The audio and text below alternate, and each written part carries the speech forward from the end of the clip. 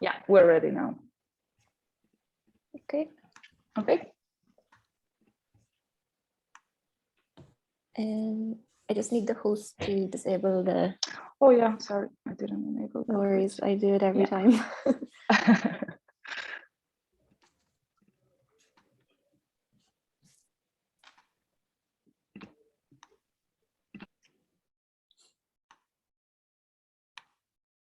Okay, so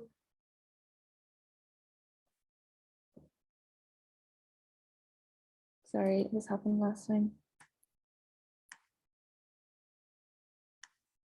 Okay, so the product that I was redesigning was Zoom, and the research project that I had was how might we make scheduling, inviting, and joining a Zoom call easier for a first-time user.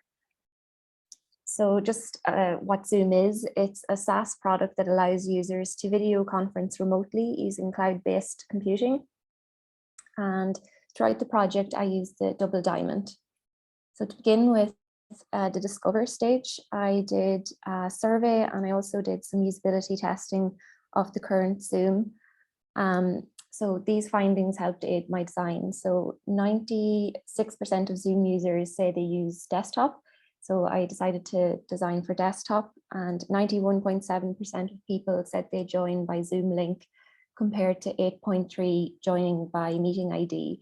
So this was important going forward to reduce the visibility of meeting ID to not confuse the user. And two of the most used features were scheduling a call and sending an invite. And they were also two of the most challenging tasks for users. So moving forward, I did some usability testing, and the first task I did was scheduling a call. All participants felt that there was a lot of information on show here, and it took longer to complete the task than necessary. And also 100% of users clicked save without understanding fully what they are doing at this point. So they weren't sure if the calendar was there, if this was them inviting through their calendar, or if it was something else. But one of the users saying, I don't know what calendar Aaron uses. So that task was to invite Aaron. And then there was a couple of other issues with that task, which you'll see in the new design. And then for joining a call, users felt that they would have liked if they could see if they were joining with their audio and video to see how they looked before they started the video, and also if they could access backgrounds and filters. So moving forward, I looked into the findings and how these could be design opportunities. So for scheduling a call, the main opportunity was reducing cognitive load and hiding things that weren't being used by the user so that they were not confusing them with the main pieces of functionality that they wanted to access. And then making the calendar more obvious of what the user was actually doing at this point. And then for joining a call, giving the attendee control to reduce distress by applying visibility of system status. So showing them their audio status, their video status. And then I went to the define stage. And this was when I came up with the problem statement of how might we make scheduling, inviting, and joining a Zoom call easier for a first-time user. And I did a proto persona of Orla Daly. So this is a proto persona, but I took findings from the usability testing. So frustrations that she would have are the amount of ways to start a call, not knowing if she had copied the link or not, and not knowing if she was going into a call with her camera on or off. And then I put it into an as is user journey. So you can see the emotions start to fall down at scheduling a call, because people are wondering, do they need the meeting ID and password? They're not quite sure how they're going to invite participants. And there's some questions around how to complete these tasks. And then I tweaked these tasks to improve the emotion to making the user feel more in control. So then the develop and deliver phase. So the current Zoom, and then there was iteration 1 and iteration 2, and then a final iteration. So the tasks that I got users to do in these iterations were schedule a call and invite someone through your calendar, start a call now and copy your call link, start a call now and invite someone by email, join a call with your audio off and camera on. So I did 2 rounds of usability testing, and this led me to the following design opportunities. So from iteration 2 to the final iteration, it was uncovered that none of the users tried to select security or settings. So the opportunity here was to reduce this down even further to just one drop-down menu. 2, still some confusion around the calendar.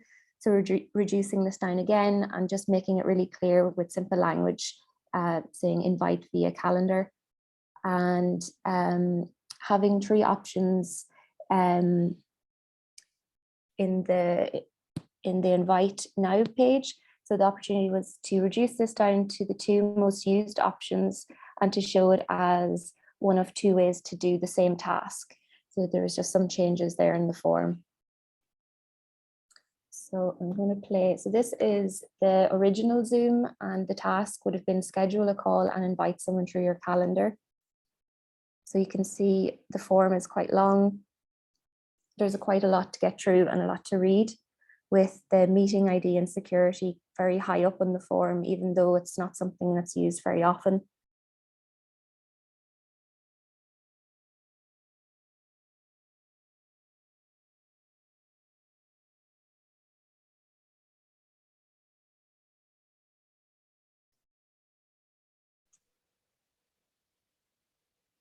So this takes longer than necessary to complete the task. And then with the new design, the form is a lot shorter. So the main tasks is to pick the name of the call, and then they just invite. There's also the call security and settings that they can drop down to change if they wish. And that's the end of the task. And then for the next task was schedule a call now and invite someone. So a lot of the users in user testing got confused between join and meet now. And then when it came to inviting someone, they weren't sure where to go.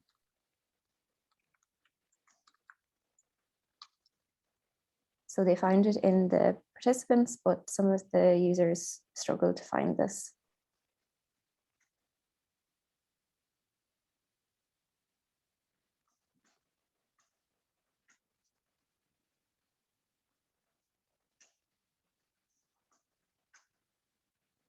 They're taken out. And then in the new design, there's just one way to start a call now. And by default, the invite options are there because it's most likely that this is the first thing they're going to want to do.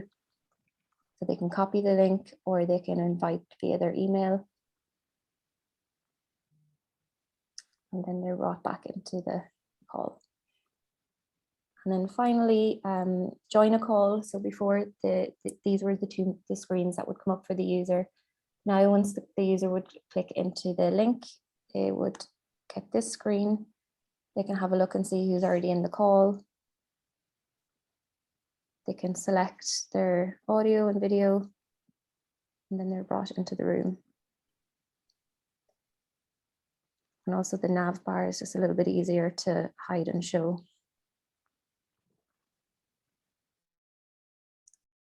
So with the first survey that I did, I had some agree, disagree statements. And then with the final iteration, I had a post-task questionnaire for users to answer. And there was an increase in all areas. So some small, but some slightly bigger. So for example, Zoom is enjoyable to use. 72% of people agreed. With the original Zoom and with the new design, 85% of people agreed. And I also did average time to complete each task of the 4 tasks with the original Zoom, iteration 2 and the final iteration. So for schedule a call and invite someone through your calendar with the original Zoom took 57 seconds. With iteration 2, it was 33 seconds and the final iteration had 11 seconds. So with the final iteration, you can see they reduced the time in each of the tasks, which meant the goal of making scheduling, inviting and joining a Zoom call easier for a first-time user to come through. So thank you, that's it. That was in time, Megan. Was just about was just about to tell you Sorry? for one more minute. That was just Oh, in time. Good. Well done. It's amazing, everything. So well done. You did an amazing job there. Guys, does anyone have any feedback for Megan? I thought it was great. Yeah, like well done. The presentation was brilliant, right on time as well, which is really good. Yeah. 47-second improvement on the first task there, which is amazing. So that's Yeah. well done. Well Yeah, done. You should be proud the of that. second one had I think 3 minutes, because they just I just averaged it, but one of the users, it took them, I had to help them, so it took them a long time to find how to invite when they were starting a call. So yeah, I'd never done it like that, so that was actually your recommendation, Dave. So thanks. Yeah, it's a good way to do a user test, to kind of time a task and subtract it from the original. Yeah, like it's not really a perfect science, but it is nice to kind of have that data and compare it, because often in a usability testing, they might get sidetracked with a question or something like that, or they'd be kind of chatting away to you, and that'll kind of skew the results, but it's worth doing anyway. I mean, I find with this, I use Zoom far too much to be qualified to actually be a mentor with this, I felt, because it's just I just know it too well. And I've battled through kind of understanding it. So but I think you've done a really good job. It's way better. I wish they'd implement it. Well, thanks for your mentorship on it. I wish the clap reaction was better, like, because I think that deserves it more than just a static handing over everyone's picture. I really liked that you use metrics, even because these projects are sort of theoretical in the sense that you're not designing for a real world implementable example, right? I really like the metrics that you chose, and I think that agree disagree percentage change, I thought that was really cool. Might borrow that one for a future project. Yeah, this is such a good project. You did really well. Well done. Thanks very much. Can I just say that I wish Megan implemented this in Zoom right now, because it's the most frustrating thing in work. So it is. I actually presented that with something over some of my writing, so there was one more point I couldn't read it. So I had to try and guess what I had written. Yeah.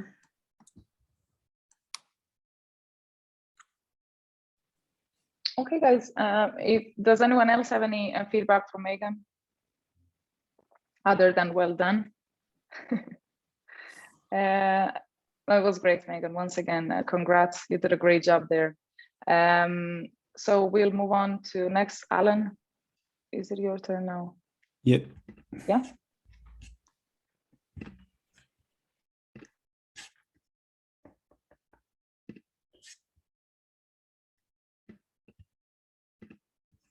Can everyone see that okay? Yeah. Yeah. Okay. So my project was on Transport for Ireland real-time app. For anyone not familiar with it, it's an app that provides real-time info for buses, Lewises, and trains in Ireland. So just a brief overview of what I'll be going through here. So the research methods and results I used, how I defined the problem, my design and development process, the UI design, and then finally the final prototype. So I began my research reviewing the user complaints on the App Store. It was 1.5 star from over 500 reviews, so there was plenty to go through there. So I continued to just kept going through them, and then eventually grouped off into teams as they became repetitive. And then on from there, I created an online survey where 25 participants took part. And this is great for building up a user demographic, and also for providing a better insight into the understanding of how the users interacted and why exactly they were using the app. And then on from there was into interviews and usability tests, where 3 users did a number task on the current real-time app. And the main results from that research, so I split it up into 2 areas here. So on the why and how the app was used, so 70% 70% of participants' main purpose for using the app was checking the very next departure time for their bus or train. Then 87.5% people checked the exact same route each time they entered the app. 75% used stop location ahead of searching by stop number or route number. And only 33% of users that used the real-time app actually found the information to be consistently accurate and reliable. And less than 5% agree that it was useful for updating users on delays and cancellations. And again, very little found it revolved around their specific needs. So there was very little personalization to the app. Then the common problematic areas that I found among all the research was that the home screen had many features that were hidden or just simply didn't work. The navigation was quite difficult in general around the entire app. Search inputs were confusing, and the results, especially as they provided, as the users were only able to search from the departure location and not enter an arrival location. So the results displayed all the possible routes from that location, even if they were relevant.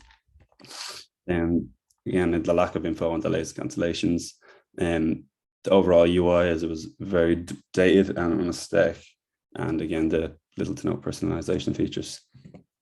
So then on to define the problem. So the user survey would have been used to build up the user personas, and I went with two.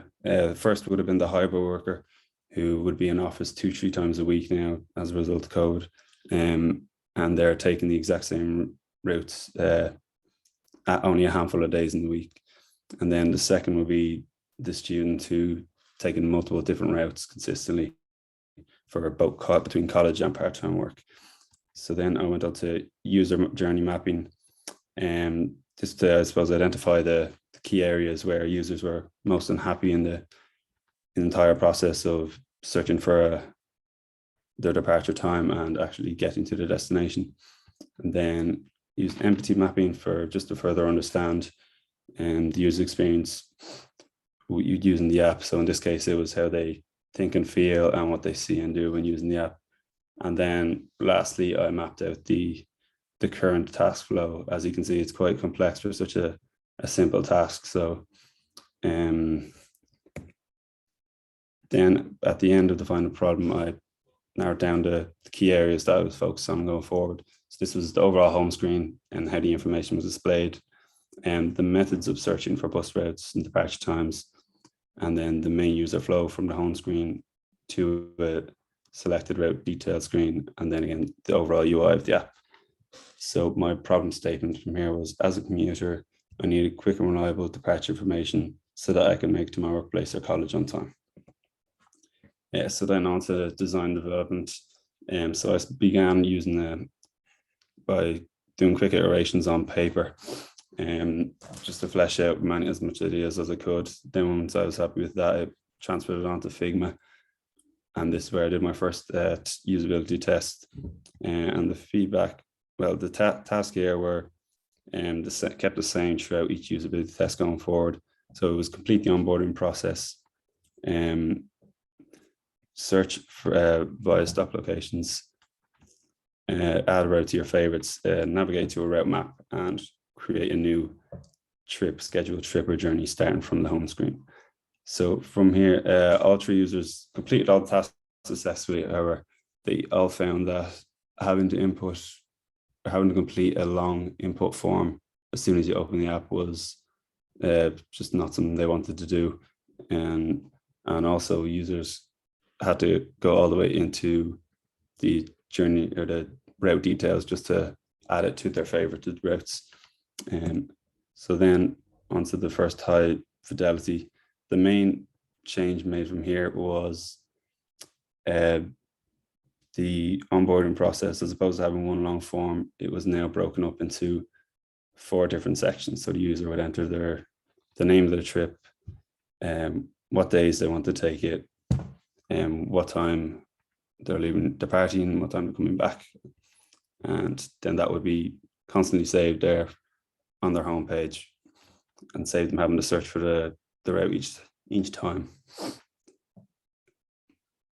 And then the other outcome that came from the testing was that on the home screen, as opposed to having the search bar at the very top, users said they would prefer to have their upcoming journey at the top, as that would want to be the first thing they'd want to see as they open up the app.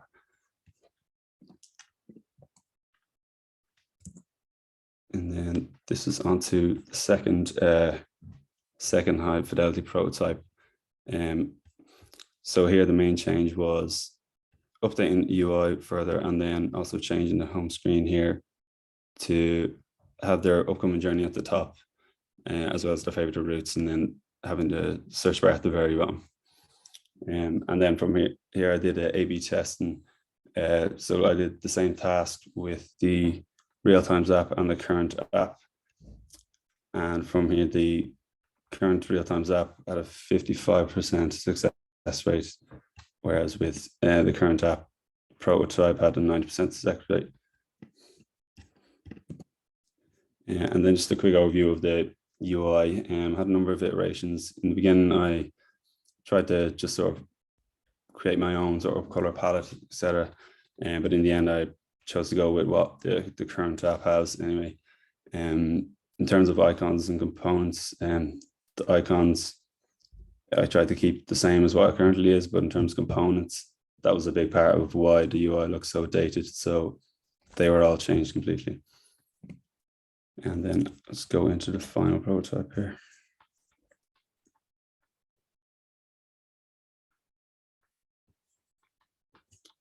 So first, when the user's on board and they want to set up a journey, schedule a journey, so they don't have to continuously go into the app and search each time they're using traveling by bus or train. So they start the app, enter the trip name, select what days that they take this trip, and enter the part and time where they're leaving from and going to, and select the route they want, and then do the same for when they be coming back home. And then it would provide an overview, and then they can set the reminders, and it will continue to homepage, and then it's there for them on their homepage. And then the other flow would be simplifying searching for routes. So as opposed to the way the current app is now, it just allows users to search from where they're leaving from, which resulted in just too many irrelevant search results. So here the user can enter both to and from, and then just the results that are relevant to them will appear. And if they want to view more details, click in, have the full stop schedule and other features such as the route map and things like that. And then they can also add it to their favorites by simply clicking the love heart here, and it will appear on their home screen again. And then if the users had skipped originally when they first were onboarding the app, they can create a schedule anytime, either down at My Trips or schedule a trip here, and it's the same process again.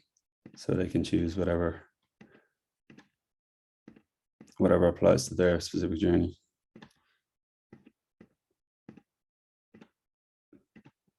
And then it'll be there, appear under their trips, and then again on their home screen there.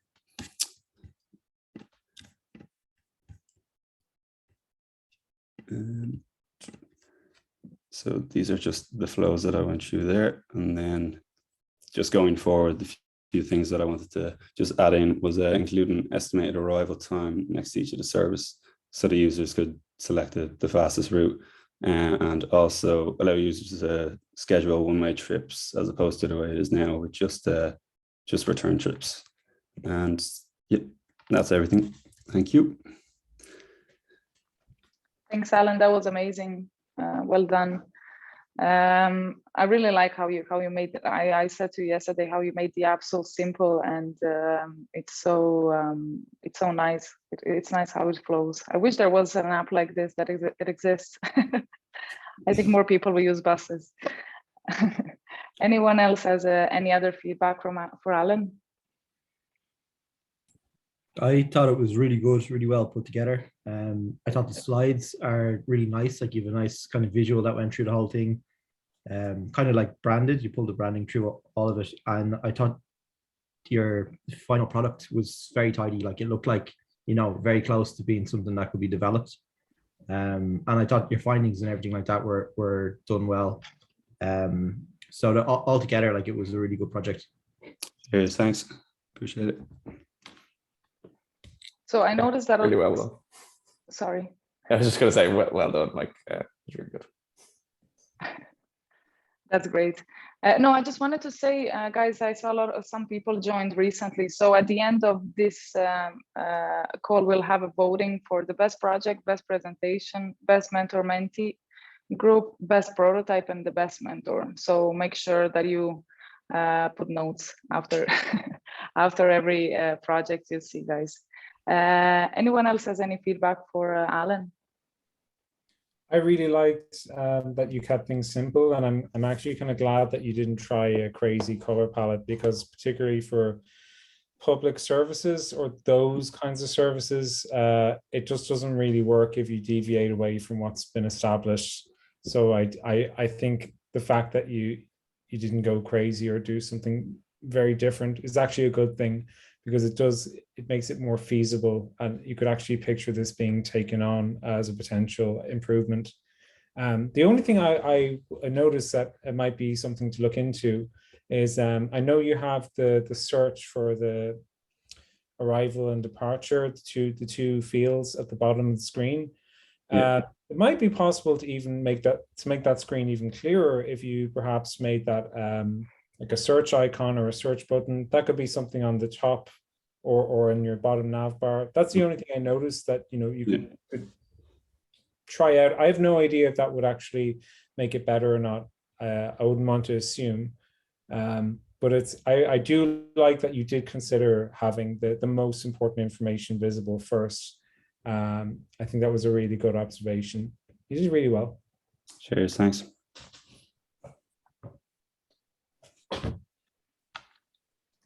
Okay, thank you so much, Alan.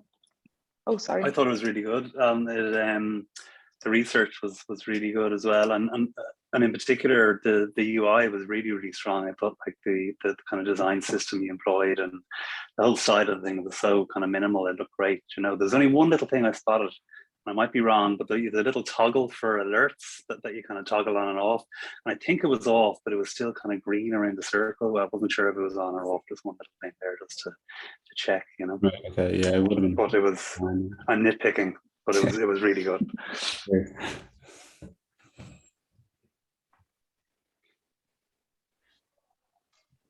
Okay. Once again, thanks. Thank you so much, Alan, for your presentation. It was great. Well done. Thank you. Thanks. So, Jack, do you want to go next? Yeah, sure. I'll share my screen there. Sure.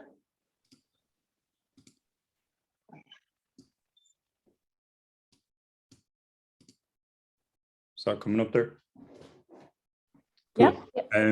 Yeah, so I was looking at redesigning the Irish Motor Tax website. So this was just done in an aim to reduce usability issues with the current website and just lead to an overall better experience for users. Yeah, so the design process I followed was design thinking. So this kind of consisted of empathizing with users' need through doing a bit of research, empathy mapping and testing, and then moving into the define stage where I came up with the problem definition, created some how might we's and personas, and then I did a bit of ideation through doing brainstorming kind of multiple solutions. And then moving into prototyping, I did both kind of low fidelity and high fidelity designs, and then I did a bit of testing as well with users. Yeah, so I looked at both kind of quantitative and qualitative research. So I'll talk through some of the results. Yeah, so the first thing I done was click through the current website with 5 users. So I just asked them to do tasks like sign into the motor tax website, locate the pay your motor tax section, and just talk through the steps of actually renewing the motor tax. And these are just some of the pain points, such as kind of cognitive overload, you know, like around remembering number plate numbers, policy numbers, dates, and other information, as well as kind of usability issues around kind of selecting the insurer. There's this weird kind of dark pattern thing in the payment section as well, where you couldn't click back, and then just kind of too much repeated information and too many required fields. And yeah, this is just an overview of the customer journey map. So Pranj was great, kind of helped me with this. You can see the stages here of needing to renew the actual renewal process, which covers a few touch points, such as kind of confirming the information, re-entering the information and selecting the insurer. You can see kind of the thoughts and feelings associated with that. And then you kind of get to the payment section. And I suppose, yeah, all the emotions kind of associated with the current process are quite negative from doing the initial testing. As well, I thought it'd be good to have some kind of quantitative validation from the initial kind of testing as well. So I sent out a survey. I got kind of 24 responses to the online survey.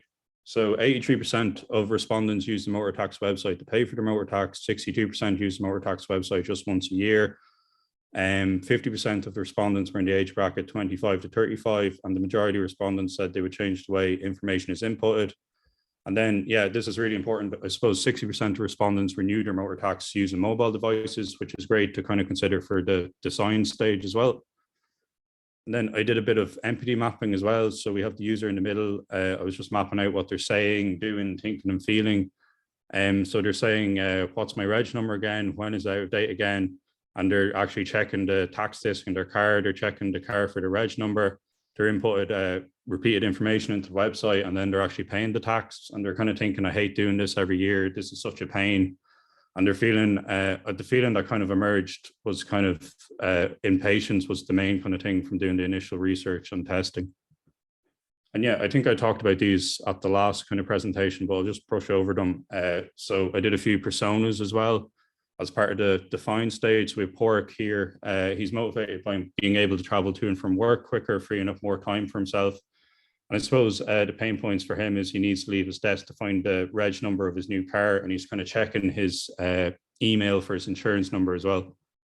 Then we have Claire. She's a bit older. I suppose, yeah, the motivations are all quite similar. They just want to tax their car.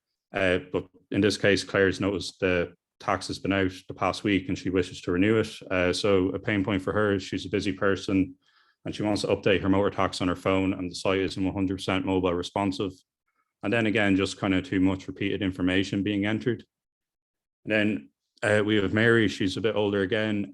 She wants to avoid the hassle of waiting in line at the motor tax office and use the motor tax website. And I suppose, yeah, a pain point for Mary is she has to ask her son to help her renew the motor tax online. And she's frustrated kind of entering repeated information. Yeah, so I'll talk a bit about establishing the problem as well. So this encompassed both developing an understanding of how the current system affects the organization, how the current system affects end users. So I did a bit of brainstorming around the problem statement. So I was looking at kind of stuff like impact on the organization. So stuff like more people ringing the actual motor tax office. Yeah, who's affected by the problem? So motorists in Ireland. And then just, again, some of the key points from that initial research, such as kind of accessibility issues, specifically with mobile, reducing clicks to the payment, just make entering information easier, and just reduce repeated information. And then I'll talk a bit about the how might we. So this is just kind of thinking of the problem statement in an analytical context. So how can we make the renewal process less cumbersome for end customers and expedite the whole flow? How can we make the system smarter, help reduce cognitive load, and how can we create a more default experience for end users? And yeah, I did a bit of ideation as well before actually getting into prototyping. So you can see I was kind of referring back to them, how might we of kind of expediting, automating, and kind of reducing the steps as well. I was looking at kind of alternative ways to actually input the information, maybe around kind of taking a photograph of stuff like the reg number or the insurance disc and kind of parsing the information into the application, and then kind of reducing the steps through just kind of introducing checkboxes instead of kind of re-entering information unnecessarily over again, and just putting the user in control of the actual flow as well. Yeah, so I'll talk a bit about the design as well. So the goal while kind of creating these screens was to kind of streamline the process. So as opposed to 7 steps, I suppose 4 steps kind of reduces time and clicks spent using the product, because I suppose that's the ultimate goal. People don't actually enjoy using the product. It's something you just have to kind of do once a year and kind of get it over with. Yeah, so in these screens here is kind of offering an alternative to actually signing into the application at the moment, maybe just taking a photo of the actual reg plate, and that information is then kind of put into the application. And then similar enough for kind of entering insurance details. yeah, they take a photo of the insurance disc, it's parsed into the actual application, and it kind of just reduces that cognitive strain on the actual customer or user as well. Yeah, so I did a bit of designs for desktop as well. You can see the screens here. I was just kind of thinking, how would the mobile version actually translate onto desktop? And I suppose you have a bit more kind of screen real estate to work with, and you can be a bit more creative with breadcrumbing, but it's ultimately kind of true to the same as the mobile version. And yeah, so I did some user testing. So testing was conducted with a total of 3 participants who are already familiar with the Motor Tax website. So 2 tests were in person, user 1 and 2, while 1 was done virtually. So I had the participants go through a number of tasks and took note of completion, and just kind of encouraged them to talk through their thinking.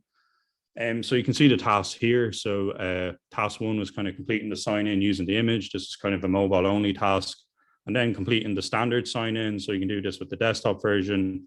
And then again, just kind of more tasks around entering information, such as confirming car details, confirming your details, and then the insurance details as well, and then moving on to the payment. And these are just some of the comments from the tasks I had users click through. So I like the concept compared to the current site. I suppose, yeah, most of it was positive, but there was kind of room for improvement as well for the high fidelity design. I enjoyed using the mobile version more compared to the desktop. And then, yeah, this is kind of feedback that could be implemented. I wasn't sure about confirming details. I had to check the box before moving on. And I suppose the opportunity there is implementing error states more effectively, so the new user knows why they aren't moving to the next section. And yeah, these are just the final designs I kind of arrived at. I used Bootstrap as the UI kit and as well for the icons.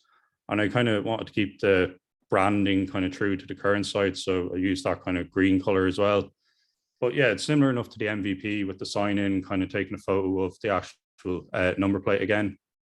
And then here's more kind of screens from the mobile version. I was kind of trying to consider that feedback from the MVP as well. And then this is just the insurance details. I condensed the information for the payment as well. I think on the original kind of Motor Tax website, it's over about 3 screens. So I just kind of put it all on one screen where you actually just select the amount you want to pay and then pay it. And then just providing the user with feedback, telling them when the tax list will arrive, and just giving them the information of when the next kind of expiry date would be as well.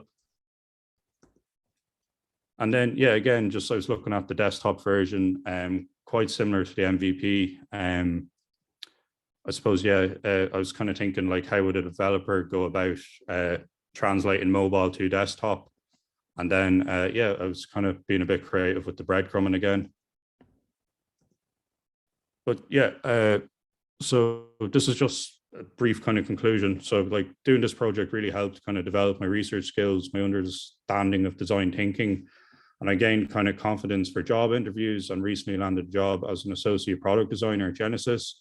And I actually talked through this case study in my portfolio, which is really like a testament to the actual UX3 mentorship program. Yeah, I just want to say thank you to Pranj and Valentina. Pranj was great, kind of helped me with the project, and like Valentina, you've been amazing kind of setting up this whole thing, and like really grateful to be a part of it. So yeah, that's it. Thank you so much, Jack. That was amazing. Pranj is not here tonight, but I'm sure he will be so happy to see his name here. Thank you so much. That was really nice.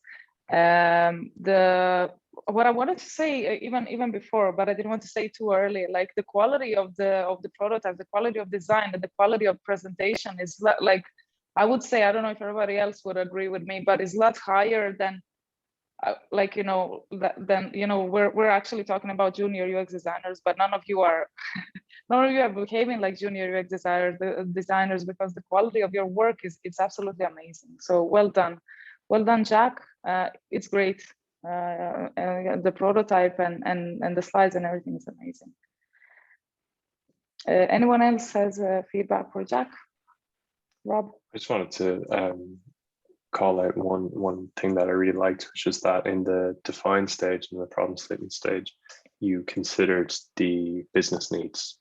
And I think that is something that is missing from a lot of case studies. And I think as UX designers, we can get very focused on the user the design problem.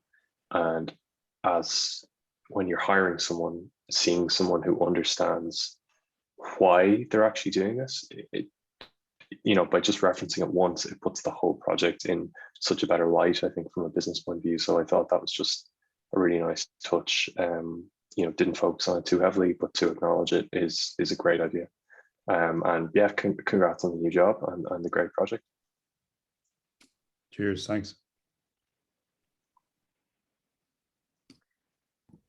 Anyone else, guys? Yeah, I would say the same. Like what stuck out to me was you mentioned, I think at least 2 times about considering development. So it wasn't just that you're considering the business, it was also quite practical that you were thinking about how that would be handed over to a developer. So using a UI kit or whatever is a perfect way to do that. So well done. Like it was definitely a well put together project, and congratulations. Cheers, thanks. Congrats, Jack, one more time. Oh, by the way, you mentioned in one of your last slides that you enjoyed more mobile than desktop. Why was that? I suppose in the initial research, I think 60% of respondents said they actually used the Motor Talks website on their mobile. So okay. Okay. Okay, perfect. Thank you so much, Jack. Once again, well done. Okay, Anna, do you want to go next? I think you're next on the list. Yes. Okay, perfect. Okay, I hope everyone can see my screen. Yeah. Yes. Perfect. So, okay, so I'm doing like a case study in Glassdoor. First of all, before I jump into Glassdoor, sorry, let's start again. I'm doing a case study in Glassdoor. I wanted to improve the job hunt experience. First of all, I'm gonna talk a little bit about Glassdoor. For those of you who are not familiar, Glassdoor mission is to help people everywhere find a job and a company they love. They are better known for their company reviews or the company ratings, but there are also the sister company of Indeed, and they also have like the option to search for a job and also to post a job. So I decided to improve the experience because I think like this area of the business doesn't meet like the company reviews. So I think there was a lot of room to improvements. Before I jump into Glassdoor, I was doing some research about the job hunt problem. And to do that, I was doing some research about all the parties that are involved, that will be hiring companies, recruiters, and job seekers. Because of the lack of access, I only focus in recruiters and job seekers, and I treat recruiters as experts in the field. To the process, I followed the revamped double diamond framework, and you can see now how I'm gonna go and talking a little bit about each phase. First of all, we did the discovery phase. In order to do that, we ran like interviews. The interviews were with like job seekers with different levels that have like different like priorities, and they were all either looking for a job or have been on the job hunt process in the last 6 months. And I also talked with recruiters to learn more about how the priorities of job seekers have changed during the current pandemic, what's the field looking like at the moment, and what are those needs and goals the job seekers have at the moment. So apart from that, I did a competitive benchmark. I look at direct and indirect competitors, and I was looking like worldwide, not only like those competitors in Ireland, to see what's good, what could we emulate, and what are the best practice. Once I have like this, all of these miscellaneous information, I went to the synthesis part. I create 2 personas, but because of what I learned from the interviews with the recruiters, I decided to focus in my persona Alison, who is a junior profile, and she's a product designer. Once I have like the persona, I create like an affinity map with all the information gathered during the interviews, and then I create the user journey map. With all of this in mind, I ran a workshop with my mentor, Jamie, and we create like how might we statements to start the ideation phase. Here you can see like having the desktop sketch in the desktop, sorry, we have like a screenshot about how is the current prototype and how like there are like some areas that appear like disabled and how this is very frustrating for users.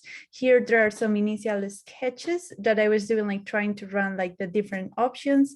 And here is a mid fidelity prototype made with balsamic. Here you can see the ones for the mobile phone. So this will be the first screen that appears to be very empty. This is what happened once you click like the role and the location. And here you can see like how the menu is a bit like, it's very cluttered, but also, for example, they will ask you for distance before they ask you for the town, and work from home, which is an important reality, appears at the end and it's like a toggle. So I thought this could be improved, and that's the reason I focus in the mobile prototype rather than in the desktop. So here you can see like some quick sketches about how we can like chunk the different filters in a way that makes more sense, and how we can add at the top those that are more likely to be edited. For example, we learn in the research phase that active job seekers tend to repeat the same search every 24 hours. So we decide that date posted could be one of the filters that appear at the top, because it's the one that is more likely to be edited, more than, for example, location. So we put that down in the list. Here is the current design as Glassdoor, as I saw before, and like a mid-fidelity sketch. Now I'm going to move to the deliver phase, and I'm going to show you a little bit more about the prototype, test, and analysis. So here you can see in the prototype how the goal was not to go mad and try to see like what can we improve in the current website using the brand identity and the elements that there are consistent through the app and the website. So what we tried to do was create components that will be scalable, and also that wouldn't involve a lot of like process of learnability from the users. So they wouldn't notice that this was like a redesign. We just wanted to improve. Here you can see like how we build like those components and the style guide. As I said, I didn't introduce nothing new. I only play with the different like parts in order to improve the prototype, but I was using all the constraints to make sure I was building. I was doing a redesign of something small as part of a bigger app. Sorry. Here is how I run the test. So I ran an unmoderate usability testing with the software Useberry. There was like 18 participants, and here you can see like how the overall time was 2.5 minutes, but that's involving like the setup, the task, and the questions at the end. Here you can see in the user flow how like 16 out of 18 complete like the flow in the most efficiency way, and how only 2 gave up or follow like a different track. The 2 tasks that we asked them was first search for a product designer job in Ireland, and the second task was to narrow down the search by looking from working from home or hybrid jobs based in Dublin for junior designers. In this screen, we can see like the heat maps for different screens, and how like some users were, for example, like a bit confused. So they were like doing like trial and error, like clicking all around the screen. In the first screen, we can't totally blame the app, because a big part of it could be affected by the way this prototype was run. But for example, here we can see how like it's consistently that the users has been using the filters, and all of these marks are related to like the clickable area for the different options, and how like many of the users were successfully clicking on the filters.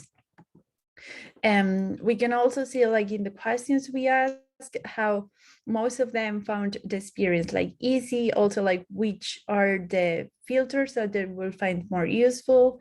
And we gather information about what they miss and which suggestions they have. One of the suggestions was include information about the salary rate. I didn't include the option salary range at the moment because in Glassdoor it appears as disabled. There's no explanation about why this appears as disabled, but it was frustrating for users to see this is an option that they didn't have access to. So I decided to remove it and hide it. And one of the suggestions we got was highlight the search icon. And we thought that was something that we could improve. So we make deliver iterations. So based on this screen, like we decide to add a floating action button to prompt users to run search. I think this will allow users to use this app to search for new jobs more than for, as well as for rating and company reviews. And that way job seekers wouldn't need to go to many platforms. They could like use Glassdoor from the beginning to the end of the job hunt process, from like searching for the jobs and apply to the jobs, and also to check the company reviews and prepare for the interviews. These are the goals that we proposed at the beginning of the project. We felt that we achieved the first and the second goal. The first one, like make it easier for job seekers to find positions that suit them, and also to narrow down those results to those jobs that are more relevant for them. And we have like different hypotheses. The first one is that job seekers will have a clear preference of which kind of job they want to have. And the second one is that they will have a lack of understanding about the taxes and requirements, but we didn't go deep on this. I'm almost finished. Yes. Yes, and to conclude, like we improve like the filters by decluttering the interface and chunking elements, and we also change the order for those that are more likely to be changed. We add a search floating button that is pending to be tested, and my learning outcomes, research the problem before jumping into the solution, decide some constraints in order to scope a little bit the project, and be tidy when you're working with prototypes, use auto layout, and do not lose your main component. I learned this in the bad way. So thanks a lot. Do you have any questions? And I'm gonna share the prototype link in the chat. So if anyone wanna take a look, you can totally go ahead. That's amazing. Thank you so much, Anna. That was great, and really tested with 18 participants. That's impressive. Yes. Well done. And you also use heat maps, like you brought the testing on a completely new level now. Well done. Well done. Anyone else has any feedback for Anna, guys? Just have a couple of comments. Really well done, Anna. That was spectacular work. Also, your slides were brilliant to see. I also, just some of the things that I noted that I thought were amazing was it was great to see at a certain point where you were able to identify the scope of your work, as in what you purely wanted to test, because obviously something like that type of product, you know, there's so many different elements of it. So it was great to also see that you didn't kind of get lost in the weeds of like trying to do everything, especially when you're trying to do that also on the mobile experience. So it was great to see that you also had a bit of a level head there. And then also just following what Valentina said, it was great to see that you got like 18 participants.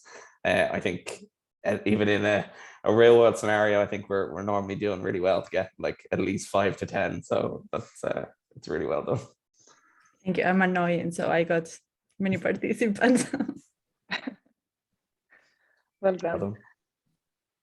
Anyone else has any feedback for Anna? I feel bad. She never asked me to do the user test. Oh, sorry. I just want to say that I'm really proud of Anna for getting through this, because her new job came along, and it was in a way, it was like bad timing, because it was just as we were starting to get into the project, and I know she had so much to deal with at once. But I'm really proud of her for staying true to the end and managing the scope appropriately. So not trying to do like a heap of work and not do it well, but just be realistic about, okay, I'm going to focus on this one section and do it well. And yeah, I really like as well, Anna, that you refer back to research when you're like, even when you were doing the project, you kept looking back to see what the facts were. And that's so important when you're designing solutions. You can't justify a solution unless you have the data to back it up.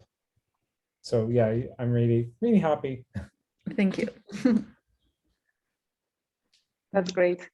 Okay, Ustina, do you want to go next? You said how to drop off. Yes, sure. Yeah. I'll share screen now. Perfect. Thank you.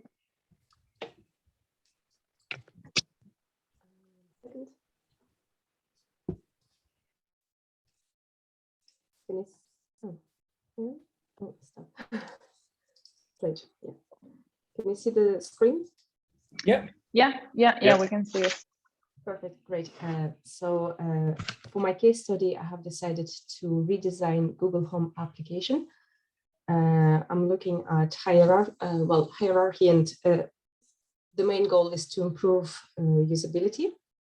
So for this design process, we use Double Diamond framework that consists of a discovery phase, define phase, develop phase, and deliver phase. And I will talk through each phase in more detail now. So the first discover phase is discovering the actual problems, finding opportunities, and learn current users' pain points. And the main goal is to improve accessibility and app flow.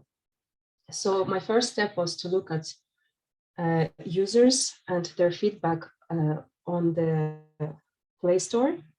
Also, just to mention, I'm only looking at Android application rather than iOS. So a lot of users complain on problems when it comes to setting up the devices. Also, problems occur when the user is trying to activate the speaker using voice commands.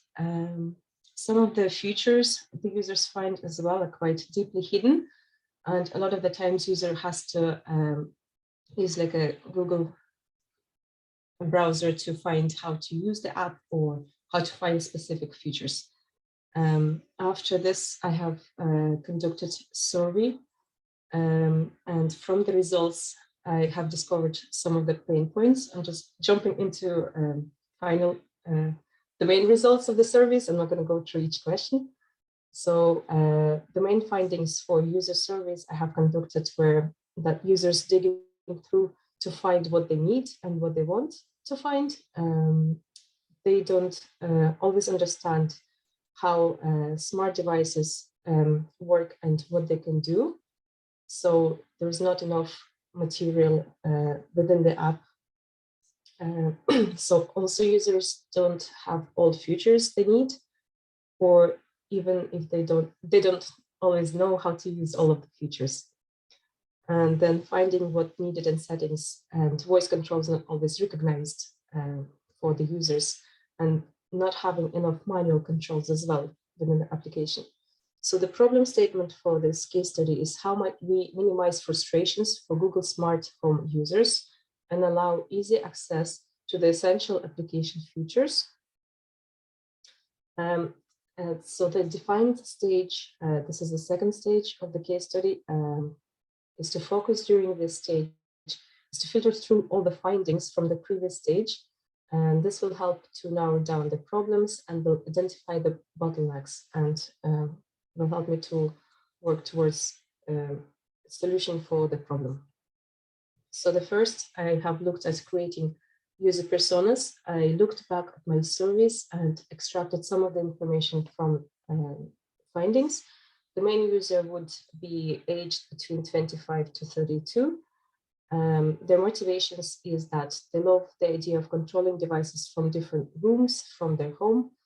They love idea of technology and simplicity of use.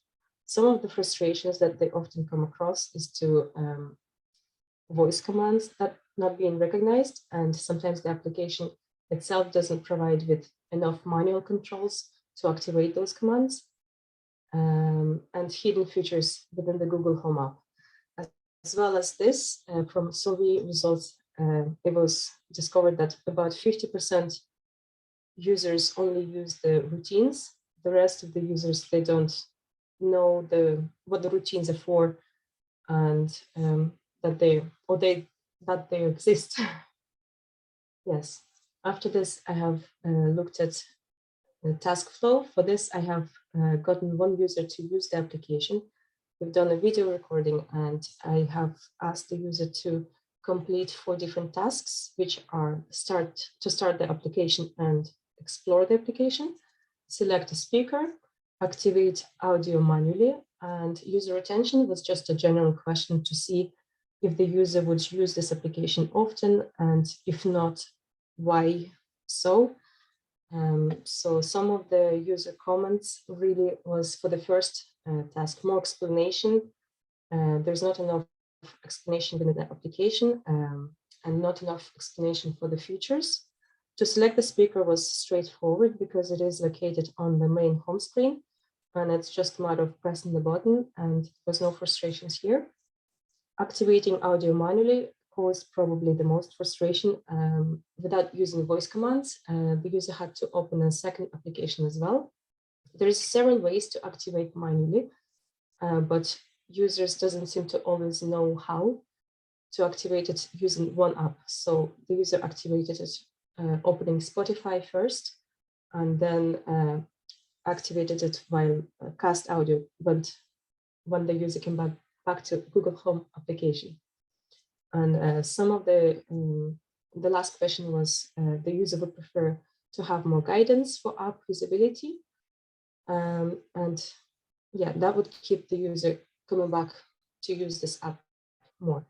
And from users' understanding, the application should be like a remote for the house, but currently isn't really acting that way. So some of the opportunities after the findings to improve this app, I have looked at routines. So because of 50% only users from surveys do not use routines, or also don't know. So I'm looking at how to bring this feature closer to the user, as well as I'm looking at music and podcast switch, and implementing the switch manually within the speaker. So when the user voice commands doesn't work, they have the option to activate it within the app. And then some of the future case study, this can take direction to hierarchy because it's also seems to be a big problem. So the develop stage is the third stage of the process. So in here we are doing the design, creating design, also making the solution to the problem outlined in the first 2 stages. So I've started with the routines. This is the original app current routines flow. So when user goes into routines, they land on the screen with different routine options. And just to explain routines now, when you select play, it starts to play. User also has the option to preset and kind of edit what they want to hear. For the bedtime, for example, it could be like a play sleep sound, set up alarm clock. It could be adjusted by the user, which is quite great. So at the moment, it is how it looks now. For redesign app, my option was to, instead of the play button here, to add like a plus. This way, the user has an option to tie the routine to the speaker. And after this, I would have the screen using almost like alarm clock. So user can set up days and maybe times of day when they want this particular routine to be played. So for example, if the user has a bedtime speaker, it would be quite logical to have bedtime routine set up for whatever days the user would like to have it played and activated. So some of the routine iteration screens were quite different options ahead. I didn't get a chance to test these, but we have arrived to this option here. It seems very structured and understandable. After this, I have looked at music and podcast switch. And again, some of the sketches were done and thinking. So adding a switch into the speaker interface so user can manually activate it would help to make this app more accessible. Some of the screens as well for iterations. 1 more minute, sorry, Ustina. Yeah, sorry to interrupt you. No, you're fine. Yeah. Can I go on? Sorry. You're on mute. No, I said yeah, sorry. Sorry, I took you 30 seconds now. Yeah, you can go on, sorry. Okay. So to design music and podcast screens as well, I looked at podcast design and how the Google uses the podcast playlists just to kind of recreate it and make the design relative to all Google devices. And yes, it kind of went through different stages, and I played around with different locations for playback and for lists and grids. And the final stage is these two screens, and you can see it's like a tab between music and podcast. And again, user has an option to preset their recently played playlists from Spotify or YouTube, whichever they kind of decide to set up. And same with podcast. And the user can scroll to the side to find more lists, really. So the playback as well appears here as normal. And this is a scroller for volume of the speaker itself. And also here's the routines, sorry. So this is kind of a planned quick access to routines that are going to be also tied in with this within this project. So with the low fidelity and user testing is now for delivery, fourth stage, delivery stage. Here we're kind of testing everything that we have prepared in the previous stage. We're getting the feedback and implementing some changes, and because not everything always goes 100% smooth. For user testing, I have used Maze, and as well for Maze, I have created two different apps. First user testing was conducted with users who already know how to use Google Home app. And I've created a flow for original app and created a few tasks, and then my redesigned app as well with 3 different tasks to find out the results. So original app, how easy was the task? The average response from 1 to 7, 7 is the highest. Users said 4.75. And the first task was just to find the routines and explore the location of it and the screens that they discover. In the redesigned app, how easy was the task? It was 6, according to the users as well. Just to mention, I have used Nielsen's golden rule for user testing, and I tried to recruit 5 users, but I ended up getting only 4. But it's still quite enough to find the main pain points for user testing. So the second task was to test music. Ustina, yes. Sorry, I'm just being cautious about the time and about others. Do you have much left? I'm really sorry to interrupt you again. No, you're fine. Yes. So the no, it's fine. Yeah, you can finish it. Yeah, if you don't have much. Just being cautious about it because we're almost on 14 minutes now. I'll run through it. I'm sorry for that. Yeah.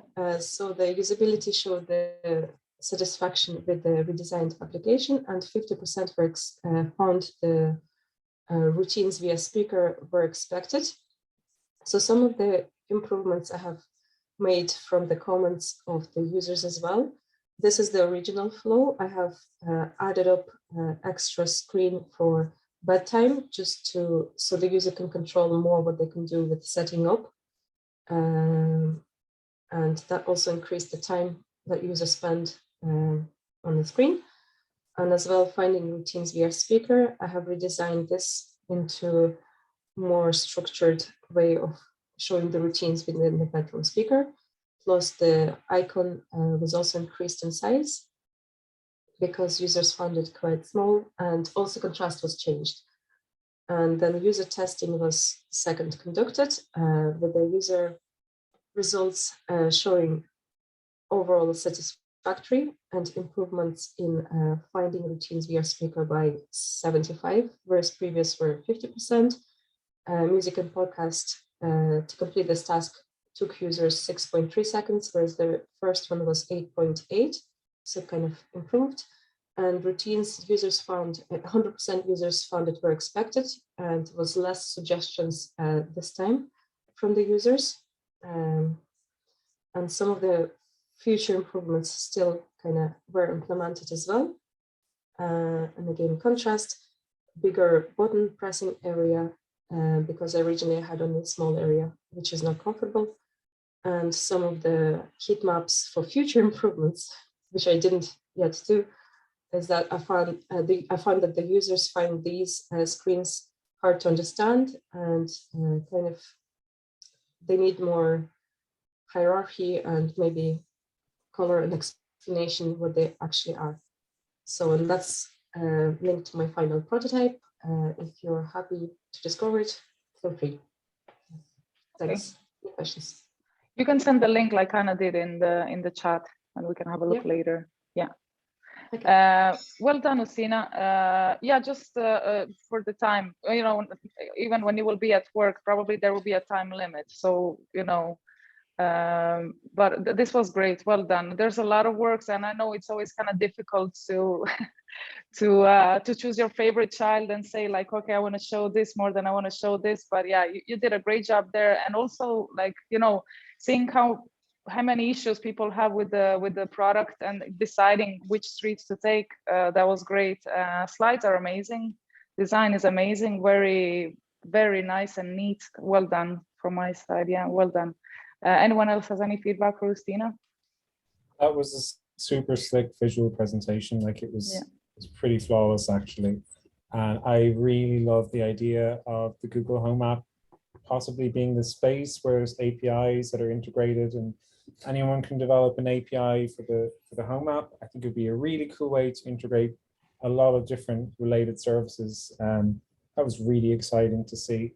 And yeah, I know like I used to be a person who would just spend so long on presentations, and I had one particularly embarrassing presentation a long time ago in college where I actually got shut down near the end because it went way too long. Yeah, look, I would just say on that point, yeah, I try to pick out like what is the most important thing you want to show and scale it around the time and do a dry run, time yourself. Because I know it's hard. Like I come from being a person who says way too many words. I think I'm better now. I really have to discipline myself. But I know the struggle. But look, don't let that detract from the fact that it was like really nice. Something to improve for sure. Thanks, Bryan. Jamie, sorry. Just as someone who saw all the work on that project, the fact that you got it to 15 minutes is impressive in itself. There was so much work, so many iterations of user testing, so many iterations of design. Opening up that XD file at the end was like I could hear my MacBook fans going with all the artboards there. Yeah, look, you've done so much work in this project. I think to pull out just some of the things that really struck me, I think you maintain such a strong grasp on the context of the user the whole way through, which is something that even senior designers struggle with because they start just focusing on the board and solving visual problems. And I think the whole time you were always talking about like the user almost sitting in their house and the voice commands aren't working and they want to start this. I think that's just a great skill to have. I thought your reach out to the broader Google ecosystem to design the podcasts, that was great because sticking to the UI system is fantastic, but sometimes, you know, UI systems don't work.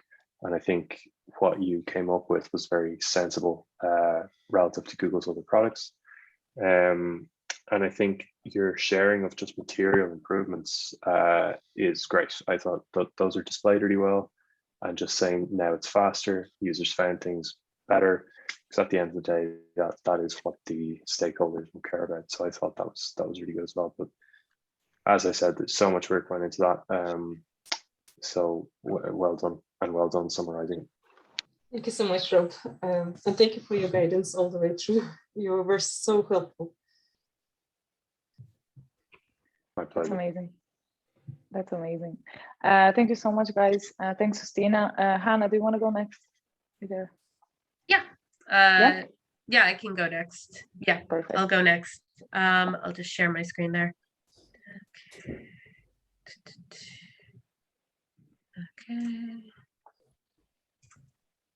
Okay. Can you see it? Yeah. Yeah. Okay, great. I'll just go to the beginning here. Okay. So for this project, I wanted to redesign the Insomnia app and create a more convenient way to order from the app. So I'm just going to give like a really quick overview of Insomnia. So Insomnia started as a single shop in a small bookstore, and now today it has more than over 150 stores across Ireland. So for the average Irish consumer, coffee has become a way of life. Around 6%, around 56% of adults consume coffee every day. So I'm sure everyone here probably drinks coffee or something. We're asking, what are we trying to achieve? So we're trying to improve the user experience, create good habits, and appeal to morning commuters. So what is the problem we're kind of trying to overcome is we're trying to overcome consumer inconvenience. So I had a look at existing applications and how they build loyal customers. So as part of my research process, I looked at applications that were similar to the Insomnia app. So what did I find? Successful brands such as Starbucks and Costa Coffee have applications that allow consumers to order ahead of time, contactless payment, loyalty schemes, and punch cards. So based on this research, preliminary surveys were conducted to assess how consumers interact with not just Insomnia, but like coffee chains in general. We looked at how many users visited Insomnia, how many users knew Insomnia even had an app, and finally, how many users actually used the app to purchase drinks, coffee, you know.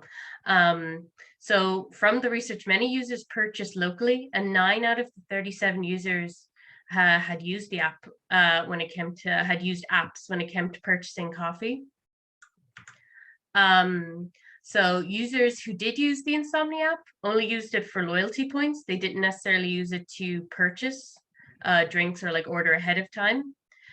Users also said they visited Insomnia if it was convenient, such as on their way to work or if they were just in an area that had an Insomnia. So this led me to conduct more research and interviews and user testing as to why people weren't using the app. Like, what reason are they only using it for just the loyalty or the punch cards? So interviews and user testing were conducted. So 4 users were interviewed and asked to use the Insomnia app, and they were asked some tasks, which were find the menu and order something like a coffee or whatever they felt like. So kind of what was gained from the user testing, based on the tasks they were asked to complete, users were frustrated navigating the app. users found the app clunky and unappealing to look at. 2 out of the 4 users became frustrated and gave up trying to find the menu. Now, so basically from that, we could see that like negative interactions with a product can destroy a brand's reputation and allow other competitive brands to steal customers. So the users felt they couldn't even order from the app. So what was the point of even using the app in that kind of situation? So after this kind of initial testing, I went on to create user personas. So creating the persona allowed for a better understanding of the average consumer. I created 2 personas. We have Amy and Kate. Both are working professionals who commute to work every day. They both must have their morning coffee to survive the workday. They both are busy and need to be able to acquire their coffee without hassle or frustration. So, so we want to get rid of the frustrations the user might feel. Instead, we want the user to be able to order their coffee with ease. So this kind of led to creating an easier flow for the user, because the flow before was kind of too difficult, or they just found it frustrating to even figure out where to start. So I created kind of a simpler flow for the user to have less steps and that are easier to understand. Kind of just make it simpler, easier to just click, and then it goes to the screen, and then you keep clicking until you're kind of finished. So I'm going to show what the Insomnia app looks like. So this is the Insomnia app itself. So some aspects that I'm redesigning are the side map, the user profile, the homepage, and the order menu, just to kind of make it a more appealing design and just to make it more kind of usable, that they can just navigate it much simpler. So I created the initial sketches and wireframes. So here we have just like really basic, trying to keep the design simple and easy to understand. Overcomplicating the design doesn't really benefit the user. So that was kind of the goal. Keep it simple, keep it like clean so that they know what they're doing, where they're going. So we have a more detailed design here. So we have a more fleshed out design, how the flow would work for the user and like where it would take them, where the design kind of would take them if they're interacting with the app. So then mood boards, I created kind of mood boards, and that would help kind of build the design and the aesthetic. I tried using colors that represented the Insomnia brand. So this included red, green, and yellow, and a sort of kind of gray green color. I also decided to change the font of the original app, giving it more readability. The original font did belong to the Arial family, but instead I've changed it to like Roboto and Poppins. I also created mock-ups of the nav bar, menu bar, along with icons that would be used for the app.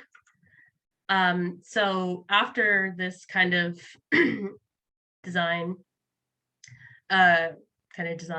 putting it together, I did usability testing.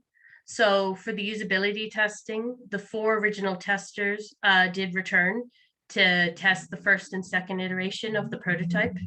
So Maze was used to test the prototype. So they were asked like questions before and then questions after they had like completed the task they were given. So based on the results, like all 4 users said they were able to navigate the new layout and there was less frustration. While the user said there was less frustration, they made small observations about like design, like maybe slight changes that they wanted or something added. So adding text to the menu bar or changing the color of the background. So this was the first iteration of the app. So you can see there's the nav bar has no like text saying what each icon is, and testers did point out that they found it was easier if they could just see text underneath the icons, because they didn't think the icons were clear enough to portray the information to them. They also just said define certain features more. So like the top menu nav bar, like give it more separation from the rest of like the other items on the screen. and then changing the background color from the kind of gray color to a more just a white neutral color. So here we have the final prototype, and this was created in Figma. So we have the location, the home, and the menu details. So this allows users to select their location, and then they're brought to their home menu where they can go to the menu and then select the item that they want. And once they've selected the item, they can select details about the drink. So they can select large, they can select if they want milk, what kind of milk they want, how they really want to create the drink, and just how they feel their experience should be, creating their own experience.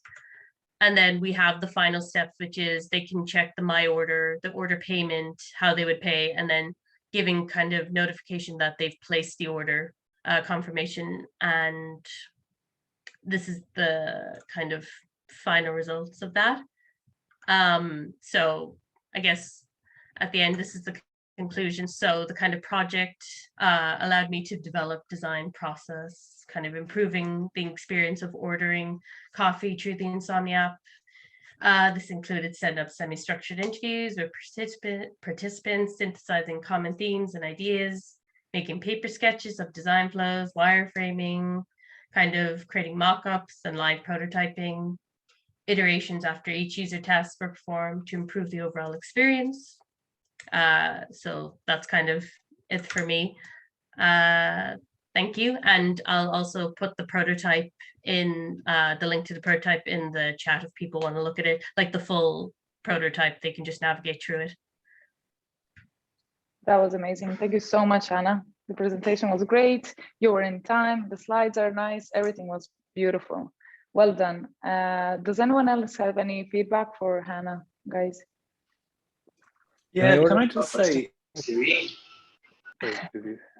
who's first? Sorry, Dave, I just wanted to order a coffee. You know, late in the evening. I was just going to say, Hannah, well done.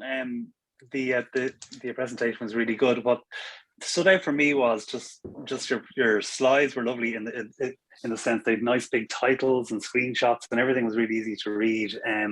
I found in a few of the previous ones, like one of the slides I saw earlier on, there was like, I think there was 12 kind of screens on one slide, and it's quite hard to see the detail when it's like that, you know. So I like yours for that. Just big images, big titles. It's more engaging, you know. So well done on that. Great project. Thank you. Jamie, you wanted to say something as well, right? I didn't, but no. now that you asked.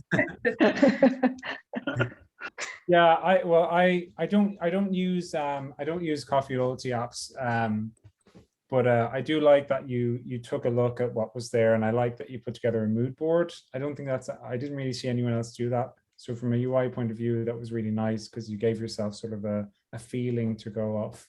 The only thing I did notice, and please tell me if I'm wrong, anyone, is I think some of the font sizes you chose, they might be on a touch on the small side. I think, gosh, I'm always afraid to pull these facts out. I think you have to have a minimum of 16 pixel fonts, or 16-point fonts, I should say, for it to pass certain accessibility guidelines. I don't know if that's WCAG 2.1 or if it's possibly it's enforced in the newer one. But just from a readability and accessibility point of view, it's something that I'm picky about when I'm doing my own interfaces. But that's the only thing I could really spot. I think overall it was a great project. And yeah, do you think you'd ever take it to Insomnia, or would you know anyone there who might? I don't know if they do it in-house or not, right? I'm not sure myself. I think it could be outside, like external, someone who does it. I mean, I'd like to maybe see how they feel about it, kind of show what it could be. But I suppose it depends, the budget they have and could they do it, Yeah, well, it would be interesting because I'm sure, Insomnia at the moment, they probably got a lot of competition right now, and something like that, if it was developed further, it might give them a bit of a push in the market. Because I don't know where Insomnia stand, but it just seems to be so many like large chains now, and they're all pushing for digital, and they're all pushing for in-app loyalty and services.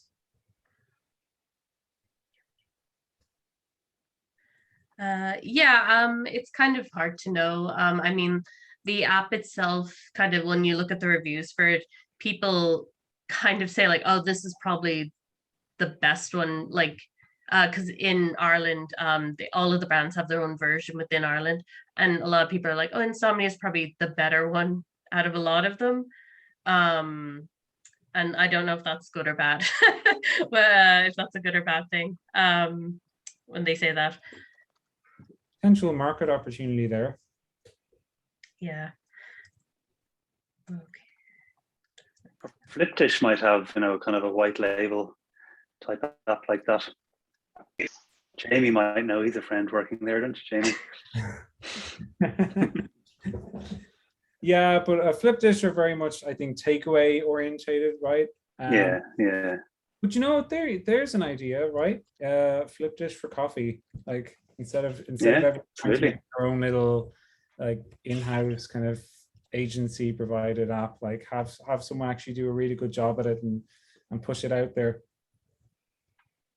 There you go, Hannah, the challenge. Another challenge to take on.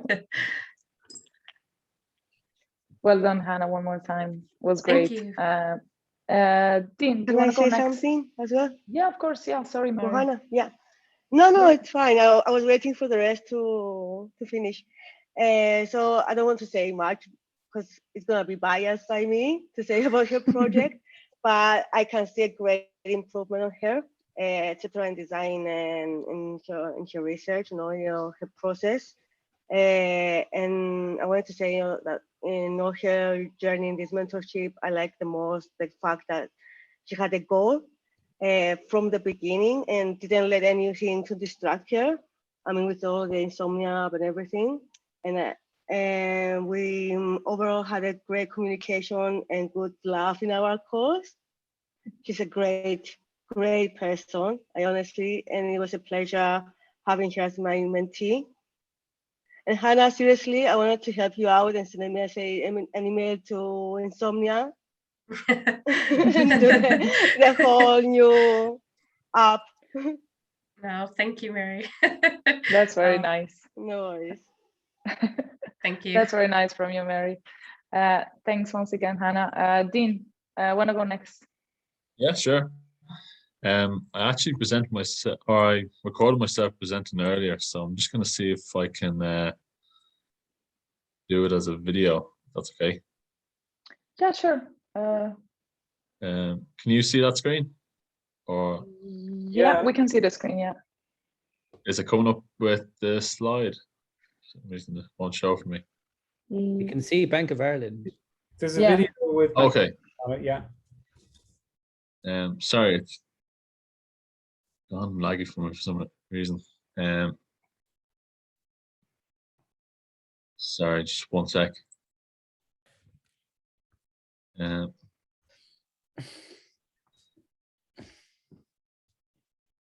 me just try it one more time.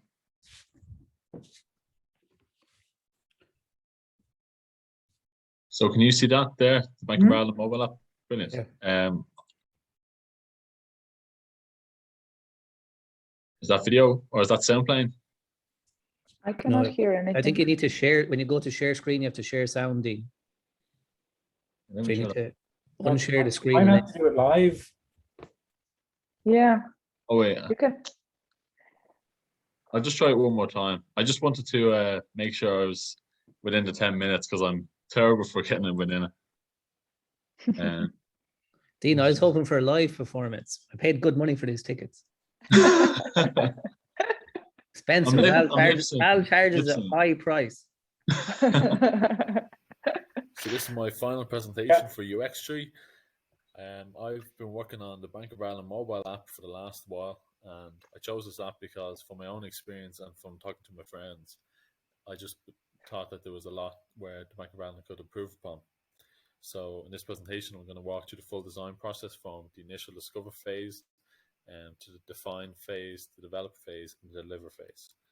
So in the beginning, when I started my research, I initially went through App Store reviews that I could find online, and the main problems that I found were that people thought that the app was very slow to log in. They thought that transferring money was very complicated. They thought that the strong consumer authentication didn't always work for them. And the main problem that I seen was that people were looking at their past transactions or their past information, thought it was very vague, and it didn't help them to get an overview of what was going on in their account. So following this, I conducted a survey where I received 31 responses, and I found that people liked that the Bank of Ireland was very simple.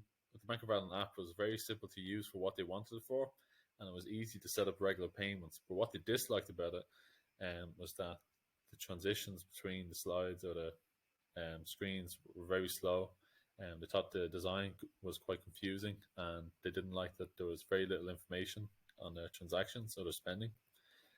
So from this, I conducted 5 semi-structured user interviews, and I found that the main uses of the app for these 5 people were they used to check their balance, to view their past transactions, and to track their spending. And they liked that the Bank of Ireland did what they wanted it to do. They were able to check their balance quickly and see the last couple of transactions, but they disliked that whenever they wanted to go try see where they're spending their money or try to save money or to budget, they just had to manually go through all the transactions, and Bank of Ireland didn't help them at all. So from there, I did a competitive analysis. And my rationale in this is that if you're unhappy with the app, you're more than likely not going to change your bank, but you will look for other services like Revolut or PayPal to make up for the shortfalls of your banking app. So I looked into mostly Revolut, and I found that people choose Revolut because it's more accessible. It is designed with the user in mind, and it has a lot more features that people use daily. But people especially like that Revolut gives you up all your analytics on a plate, and you can instantly see where you're spending a lot of your money. And then transferring money was the biggest thing that people mentioned when I conducted my survey. But they mentioned 10 people mentioned that had a better design and that the app functions better. So the main takeaways were that users want a quicker, more intuitive app, and they want budgeting and viewing their transaction history to be easier, and they just want saving money to be easier. So in the define phase, I started with user personas. So here's Sean Dempsey. He is a teacher and he's tech savvy, and he wants to view his balance quickly. He wants to view his balance when he's paid, and he wants to track his spending. But his pain points are that logging in is really slow. He gets no notifications when he's received or received a payment or sent a transaction, and he has no option to see his spending over time. So what does he need? He expects the app to be quick, but he needs tracking his transactions to be easier. And from there, I conducted another one. So here's Fiona Collins. She's a student, and as students are aware, money can be quite tight. So she needs to understand her spending habits. She needs to learn where she could save money, and she needs to save time when preparing a budget. What's her pain points? The Bank of Ireland app is confusing at times for her. The transaction list is ordered by date, but there's no more information on it. And there's no planning or saving options in the Bank of Ireland app. So she wants it to better organize the transactions. She wants to get an instant impression of her spending habits, and she wants more information about her individual transactions. So from here, I went to an empathy map. So what does the user say? They say that the Bank of Ireland app is slow and confusing at times. They think that it isn't professional because it doesn't stack up to the competitors. They see their friends having better banking apps, and they see apps like Revolut having more features. What do? They won't change app, but they'll use other apps to, I guess, get around the shortfalls. And how do they feel at the end? They feel impatient because they're sick of waiting for slow loading screens. They're frustrated because they can't do what they want to do. And they're confused because not all of the features make sense to them. So here's just a quick user journey map. And here's Sean, and he's preparing the budget. And at the start, he's feeling organized and he's happy to start saving money. But as he's going through this list of transactions, there's not that much information. He can't add the things up, so he has to take out a pen and paper to start writing all the numbers down. He's getting frustrated now, and as he's going through, he sees that okay, there's a couple of transactions here that he doesn't really recognize or realize what they are, and from this he's starting to feel alerted. And by the end of the whole process, he's just a bit agitated, and he just can't get any useful information from going through the app. So how might we help users understand their spending habits? How could we empower them to cut unnecessary spending? And how could we help them to quickly realize their financial standpoint? So in the develop phase, I wanted to look at 5 main features that I thought could help the user persona. So I wanted to look at upcoming payments. So what payments will people have to plan for in the next while? Could it be subscriptions for Netflix or Disney Plus, or could it be their car insurance or a loan that they have? I wanted to look at insights and how could we serve up all the information that they need on a plate really easily and really accessible. Wanted to look at how can we jog their memory if they're looking at transactions that they don't realize through showing their location history. How could we help them save through having a soft savings feature with the piggy bank, and how could we help them spend less money by setting up notifications or a bit of a budget for them. So I started with paper prototypes. I just drew out everything on paper and tried to have the wireframe in mind to see if it could work in someone else's eyes. From there, I developed the low fidelity prototype, and this was just a very basic version of what I wanted to bring out. And from 3 initial tests, I instantly realized that there was a lot of areas where I could improve. So this is just my design guide that I brought into the high fidelity prototype. And in the high fidelity prototype, I started with the landing screen. So I felt that the landing screen for the Bank of Ireland app was quite limited and didn't allow for new things to be added. So I created a new landing screen. And from there, I had the 5 features that I wanted to give the user laid out. And these included upcoming payments. So like I said, your bills that you have to plan for in the next while.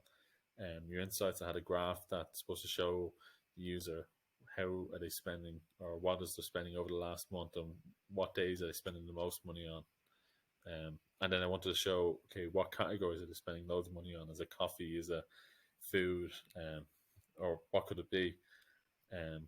I had location history just to jog people's memories based on their transactions.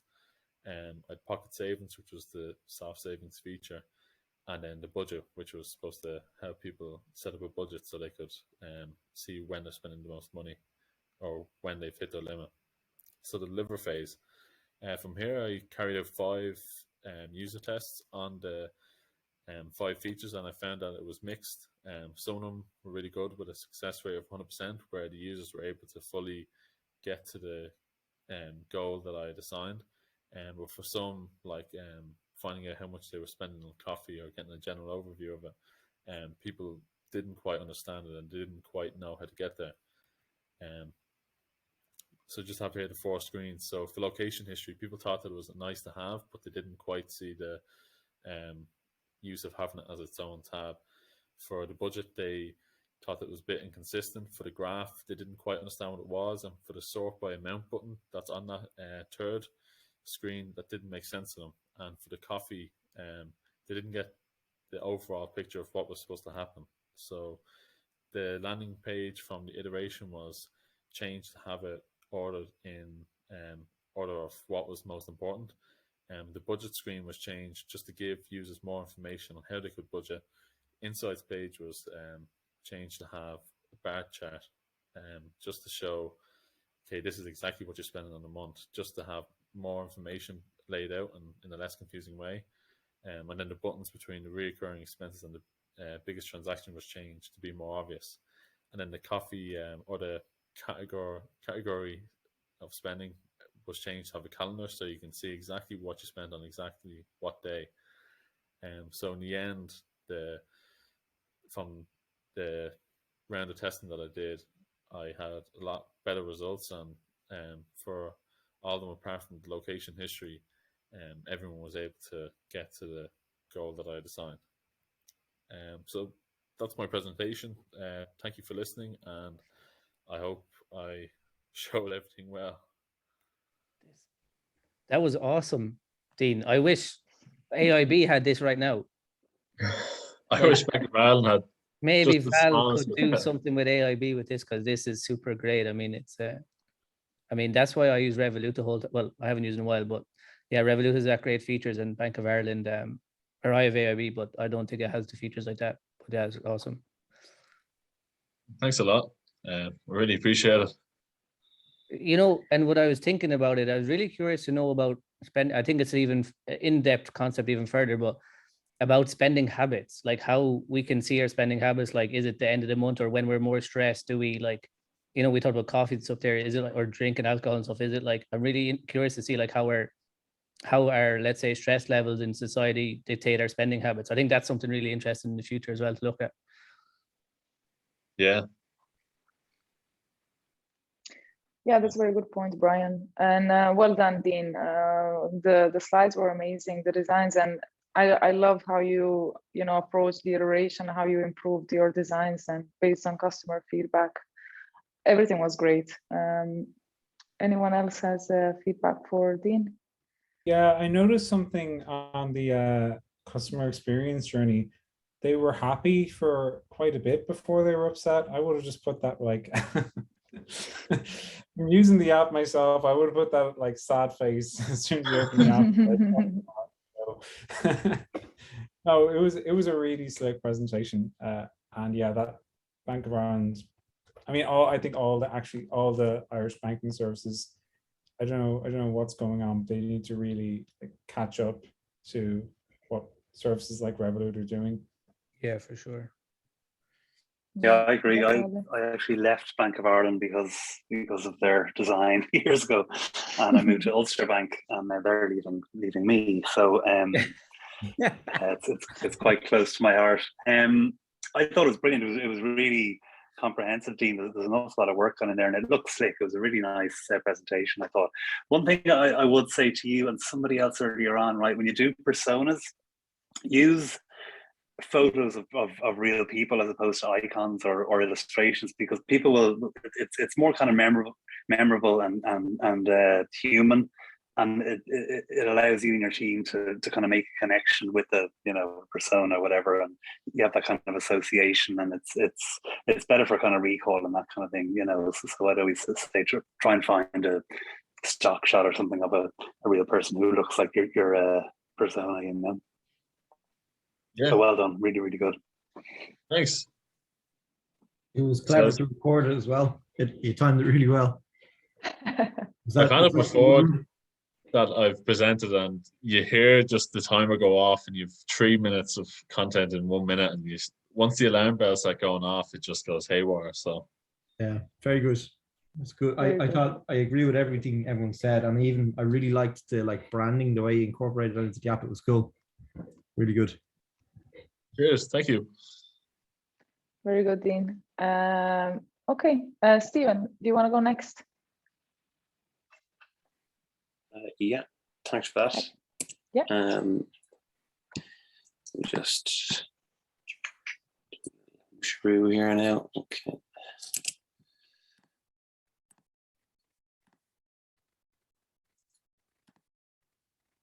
Okay. You should all now be able to see what I'm seeing, I think. So thanks. Yeah, brilliant. Let me just, there we go. So yes, this is a presentation about TikTok for learning. I'm interested in TikTok for learning. I'll get into that in a second, but just I'll bring you through what we're going to be looking at now is an overview of TikTok for anyone who's not familiar, a definition of what learning means in the context of TikTok, and I'm going to bring you through the double diamond approach through the lens of my persona of Orla, and before getting into the final design. So TikTok is a short form video platform that's powered by AI, and it means it serves you content massively quickly and it learns your preferences so fast. It has 1 billion active users, and 75% of them are under the age of 44. So a very young platform. I'm interested in learning on TikTok because they had a feature up until 2021 that was discontinued about learning on TikTok, where they just produced content. And I wanted to know why it failed. I wanted to investigate as to what would actually be a successful learning on TikTok feature. So the type of environment that TikTok is, it's a community of interest. There's no actual hierarchy of education here. There's no experts really. Learners formulate their own learning goals, and they achieve learning goals by interacting with other novices on the platform. So that's the kind of situation that I'm designing a solution for. I thought that was good to get out of the way early. So this is where we go into the research, and you meet Orla. This is actually a photograph of Orla. I met a 2D person, and I used her for the entirety of the research. She is composed from a lean UX persona, where the demographic information is on top and her pain points are down below. But mainly her pain points are she thinks TikTok is too addictive. It's too hard to like favorite your content and find it again, and she hates that there's no playlists. I surveyed about 70 people. The main takeaways from it were that TikTok is used mainly for entertainment, but also that TikTok is people are already learning. They're watching how-to videos and learning new skills. Finding out what competitors are in the marketplace, YouTube and LinkedIn by far the most important people competitor-wise. The things that people are learning, they're learning about their hobbies, not about their like study or their work.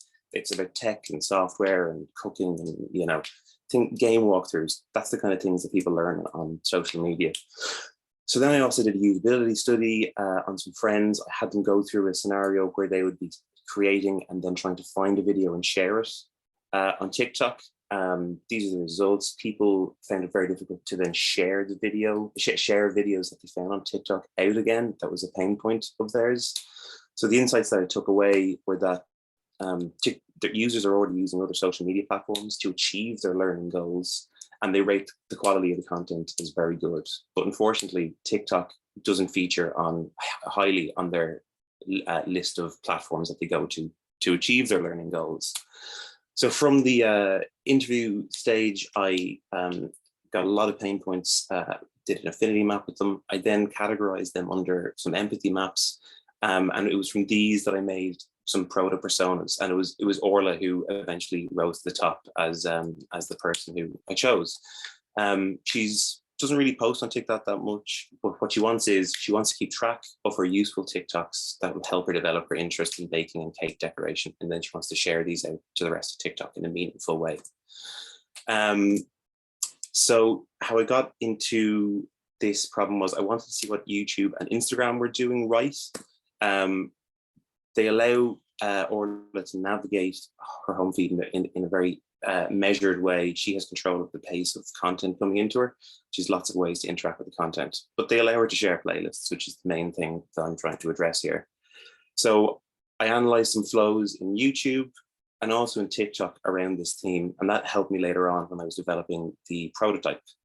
I did about 4 for each. So then when I had to ask Orla to go through TikTok, the same usability test that I made my testers go through, she doesn't have a good time when she tries to post things out, unfortunately. It's because she has a very difficult time finding information. The search feature isn't very robust at all. And also, she can collect things, she can make her own playlists at the moment, but there's nothing to do to share them out to the world. They're siloed in her own profile. So the problem statement is, at the moment, the user base just feel that the TikTok is used for entertainment value. It's a place that they come to waste time and not to spend it, really. It lacks features for sharing. And in terms of the business situation, TikTok, while it was an innovator in the space, video sharing maybe up about a year and a half ago, it risked being left behind because its competitors are developing features to assist in this. So when I was developing a solution for Orla, first I started out with some brainstorming, and the 2 that I eventually picked, I did some low fidelity prototyping about them, was to improve the collection editing tools that already exist in TikTok. And then I also identified a space where someone could maybe publish a collection for consumption for the rest of TikTok users, and that would be off to the left side of the screen, because for a gesture-based app, it's weird that there's nothing that occupies that space to the left of the screen. And this is a situation that I want to design for. It's Orla the Collector. It's a new type of content creator as such, but she collects, brings them together, and she sends out to the rest of TikTok. So this is the kind of situation that I want to happen. So I'll show you the final design now, and then I'll go through how I iterated through creating it. These are all the screens that I made. They were designed in Figma. There are several modules to the design here, so I'll run through them quickly. The first is the collection card, which the collector can use to get their collection in front of users on TikTok. When it auto completes, a mode will appear and it will invite the viewer to go investigate the collection properly. There's a couple of other ways to find the collection. You can find it through, these are patterns that already exist. You can find it through a collector's profile page, or you can find it on the Discover page. Sorry to say that the Discover page has been removed as of last week, so that's a bit of a defunct feature, unfortunately, but how I never got in the presentation.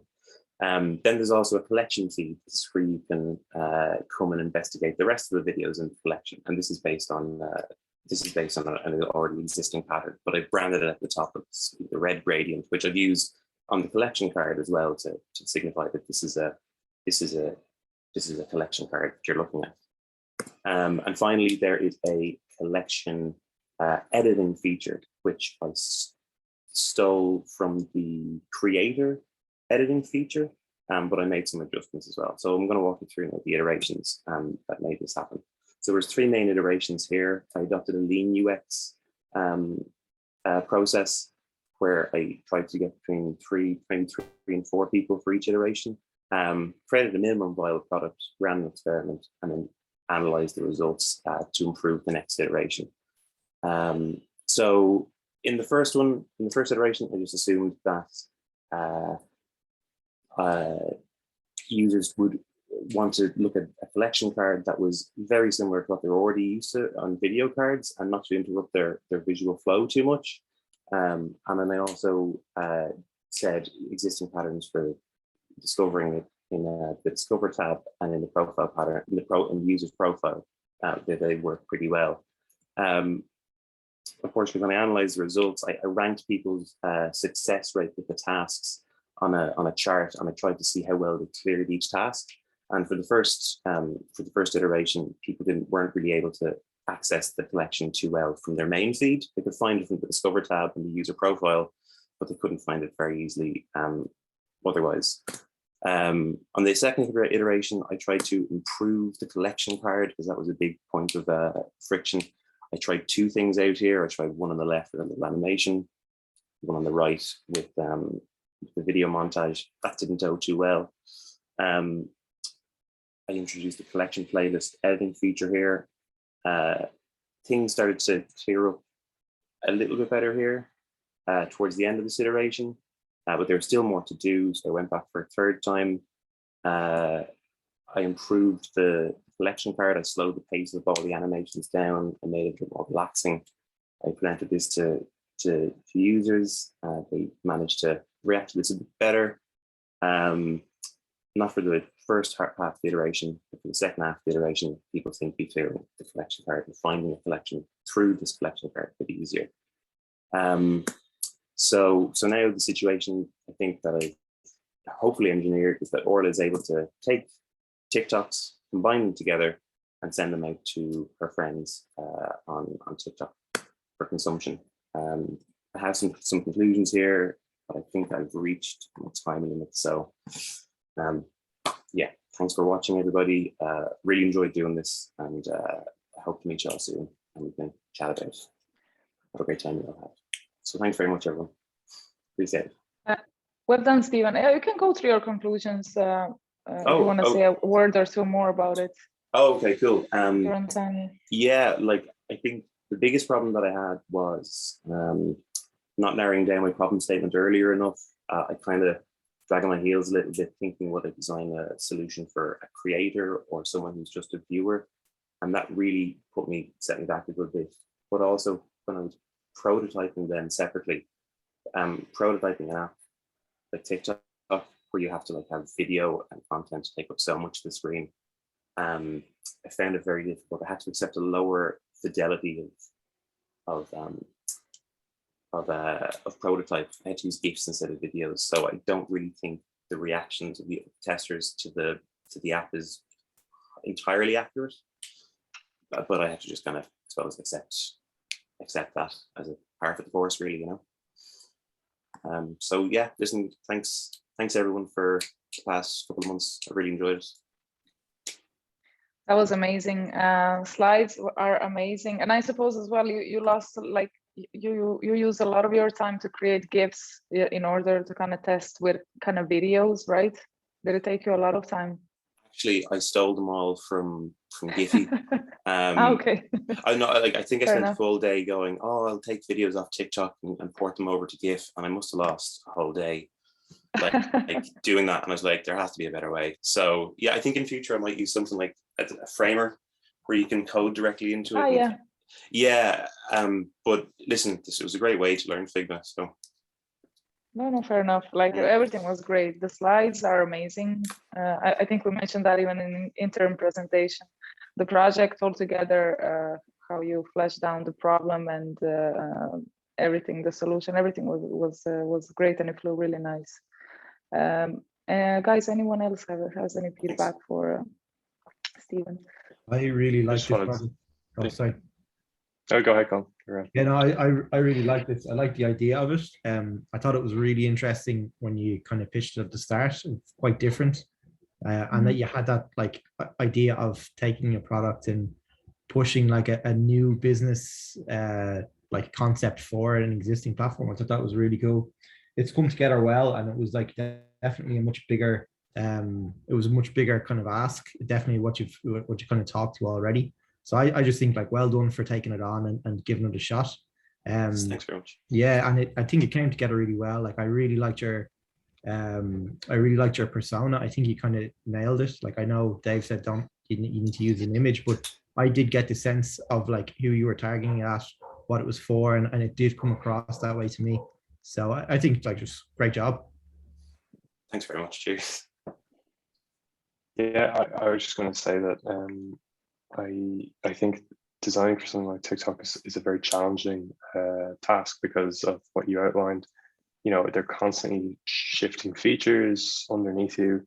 My experience of video editing, anything to do with video, is like the Roadrunner painted tunnel on a wall of UX. Like it is. I always think it'll be fine, and then I lose so much time in the project to it. So fair play for sticking with that as well. One thing I was really impressed by was that you took a kind of a modular approach to the features. So you kind of tried it in different areas, and it was very congruent with the rest of the app. And I think that's something that you don't see in a lot of case studies at many levels. I think design systems are having a real moment, you know, right now, and being able to sort of sit your solution into different parts of the app and take existing functionality and kind of rework it. I think that's such a strong move for a case study. So well done. I thought the slides were excellent as well. Just really thorough throughout. Great presentation. That's great. Thanks for that. Really appreciate the advice. Okay, that's great. Thanks once again, Stephen. That was amazing. Katie, do you want to go next? Yeah, sure. 2 seconds. Yeah.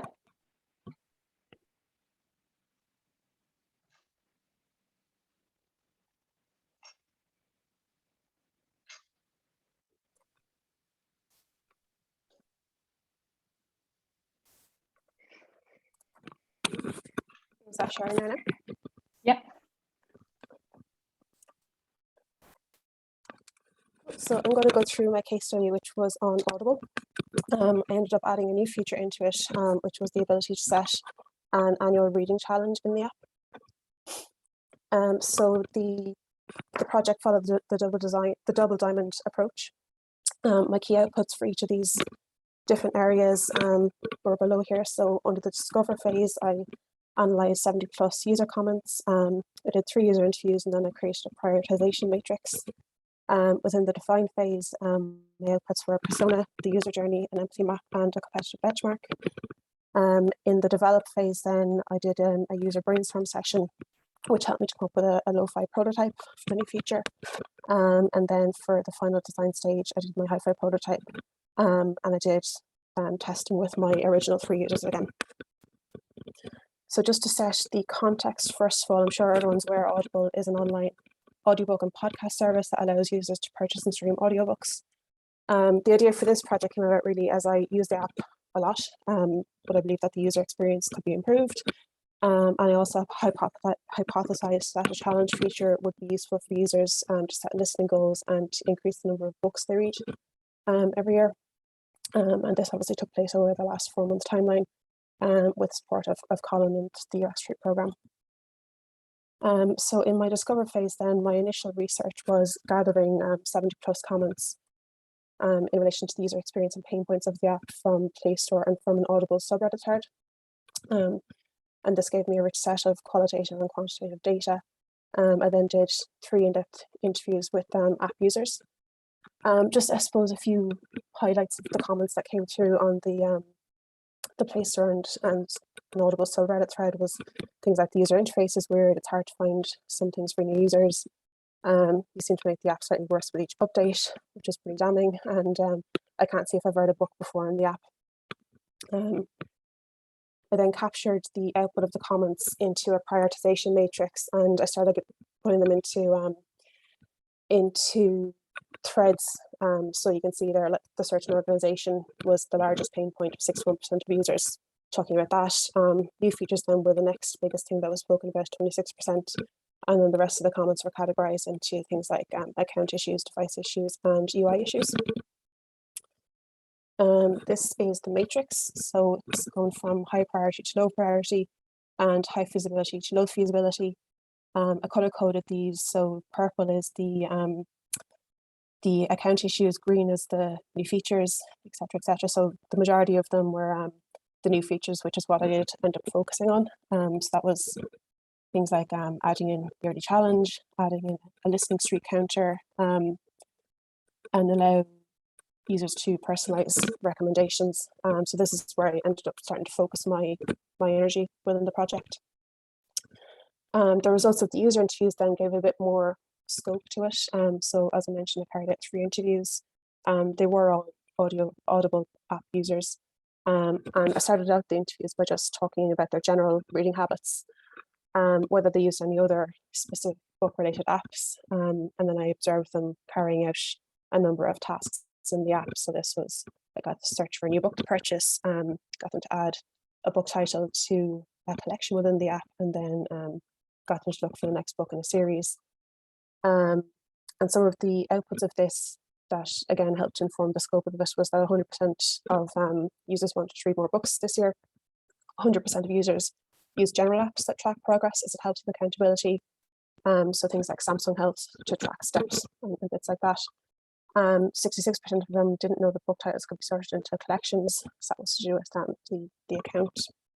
And then 66 of users actually use another app to track the books that they read. So they use Audible to listen to the books, and they use a separate app to track the books they read throughout the year.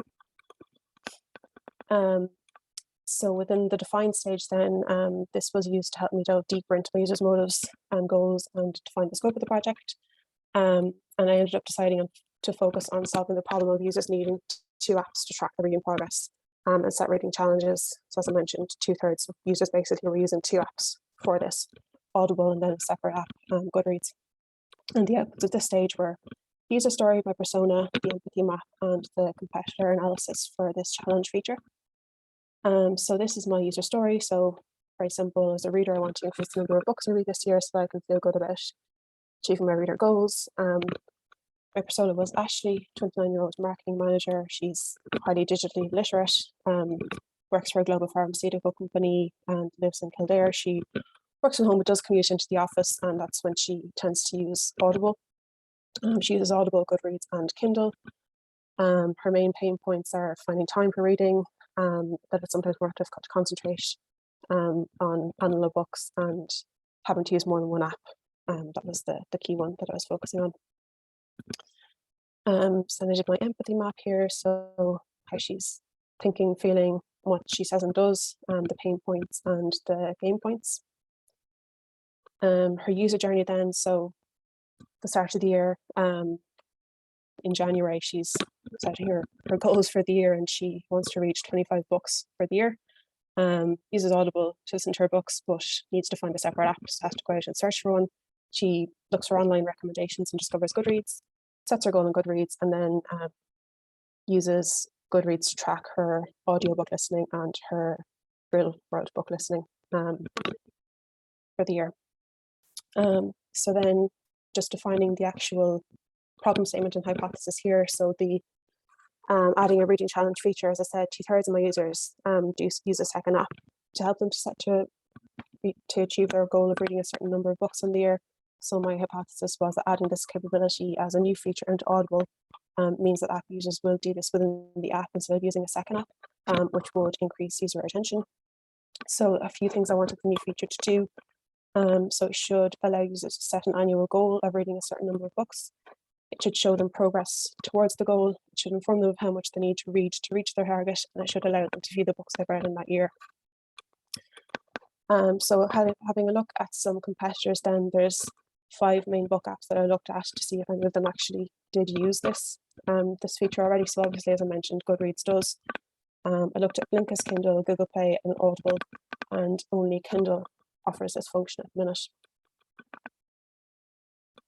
So in my develop phase then, the first thing I did was to do a brainstorming session with one of my previous users to come up with some design ideas.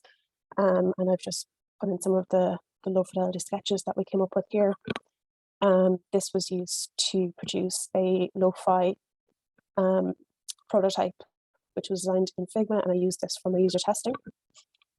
So the user testing then, I got my 3 original participants to come back and to carry out 6 tasks on this lo-fi prototype. So the first thing was, where would you find the new challenge feature? How would you set your desired number of books in your challenge? How would you add books to the challenge? How would you edit the number of books? How would you check the books you've read so far this year? And how would you share your progress? Excuse me. So my test results then, I measured 2 things, the task completion rate and the time on task metrics.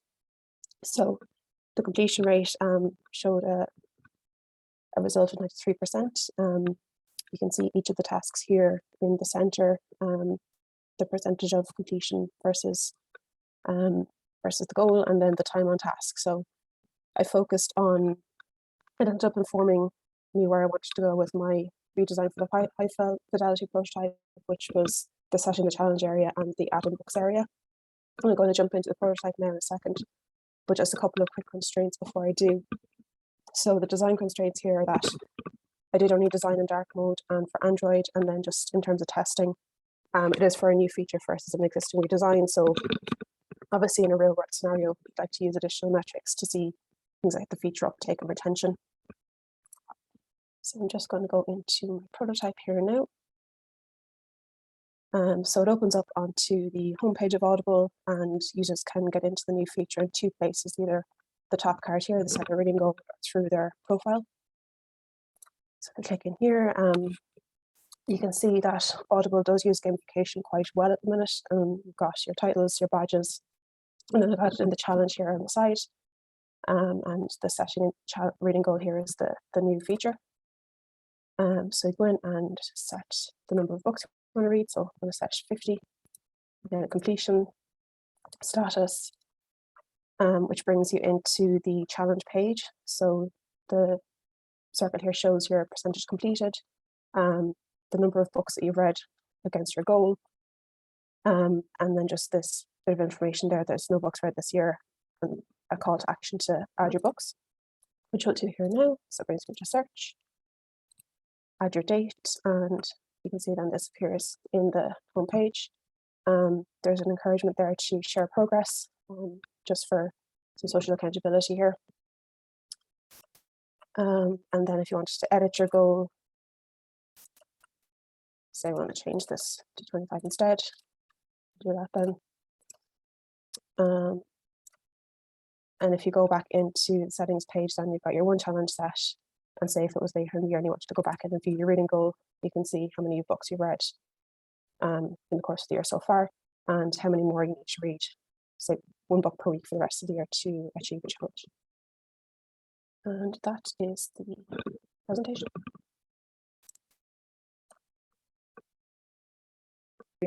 Oh, sorry, I'm on mute. That was amazing, Katie. Well done. I loved your slides. I love that you also showed us your prototype as well. It was really nice to see how everything works. I was actually wondering there, does it say in the app like how many books do I have to read per week or something, like a measurement, or per month? But then you actually showed it in your prototype, so I thought that was really cool. What made you decide to design for dark mode instead of the default? It's just a mode that I use myself quite often. Okay. So that's very nice. Yeah. It just ended up being for dark mode. Yeah. I think it was just because I was so used to seeing it myself that it just came to me straight away. No, it was great. Everything is amazing. Well done. Guys, does anyone have any feedback for Katie? I have one question. When you finish the book, does it automatically update the status bar? Yeah, if you're using Audible, it does. But if you're obviously reading like a paper book, you'd have to do it yourself. Ah, yeah. Oh, you have to update the paper books. Oh, I get it. Yeah, it's cool.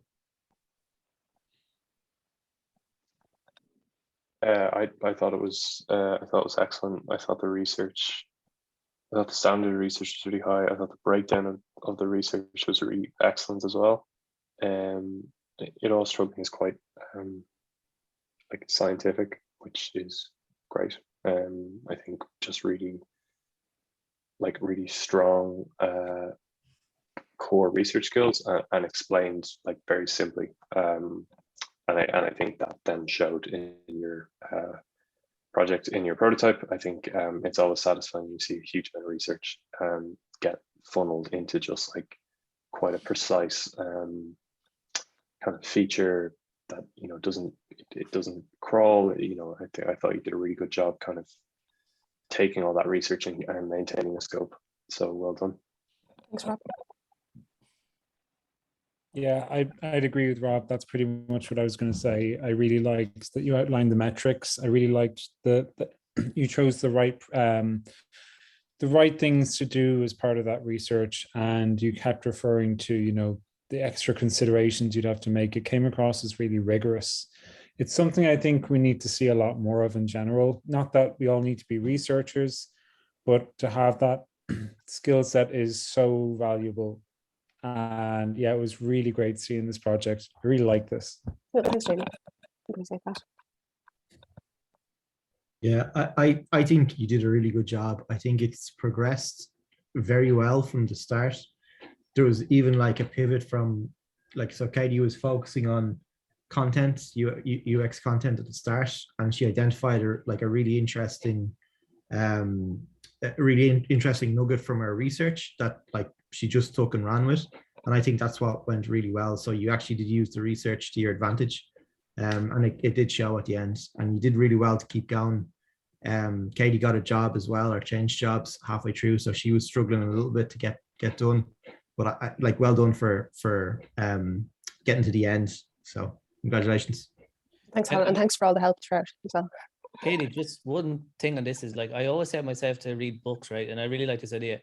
Now the thing is with this kind of it can cause anxiety and stress in people to set a challenge and complete it, right? Mm-hmm. I think personally, but I think these badges and stuff, a lot of apps use this. I don't think badges and stuff is enough to incentivize people anymore. I think it's about gamification, but how do you actually incentivize it through a coupon? You get, I know every book you read is 1% off until you get to 50, something like this, and then the 50th book is totally free or something. It's how can you gamify it but turn it into a coupon as well, which can be really interesting. A great example is, I don't know, it's 49 degrees outside, the cheaper the ice cream becomes, to have ice cream. So it's the more you read, the cheaper it becomes. And there was a gym in the Netherlands was a gym membership. So the more you went to the gym, the cheaper it became, that sort of way. So it's encouraging people to read and to get from 0 to 50. I think that's more how you incentivize it more than, you know, badges and stuff. This is my belief on these sort of things. Yeah, I love that idea. Actually, that's really cool. Brian, I think you underestimate. I think you underestimate the power of the badges. Like, I know they're all made up, but like there's still a certain feeling you get from a made up little badge that appears. Trust me, like even on stuff like Strava, it says like, you did the best. Here's a little medal. I know it's not real, but you know, it's a really powerful mechanism. Oh, like I'm very skeptical, and it makes me happy. So it definitely works for other people. There's a lad in work he's learning languages and geez, what's the language learning app at the L? Duolingo. That he's never going to use because he just loves the badges. Like he's doing Icelandic there the other day, and he's chasing badge glory is what he is. I think, yeah. Well, Duolingo practically abuses you and bullies you if you stop. Oh yeah, big time. My boyfriend is using for almost 800 days in a row, and he's showing to me the badge every evening. So I can tell you, it works. I think badge glory hunting is going to be the thing for 2022. Yes, NFT badges. Hopefully. That's what COVID, 2 years of COVID would do to people. Once again, thanks, Katie, and congrats on your new job. Well done. Bryan, the last. Okay. The last but not the least. Come on. Yes. Yeah. Okay. Just get it. So thanks everyone for staying up this late. I know everyone's exhausted, probably wants to eat dinner and stuff. So we're just going to get a bit active and go into Whoop. So here we go. Oh, hopefully this will slide now. So yeah, so it's about my project about Whoop. The main goal is like retaining user subscription through mindful design interventions.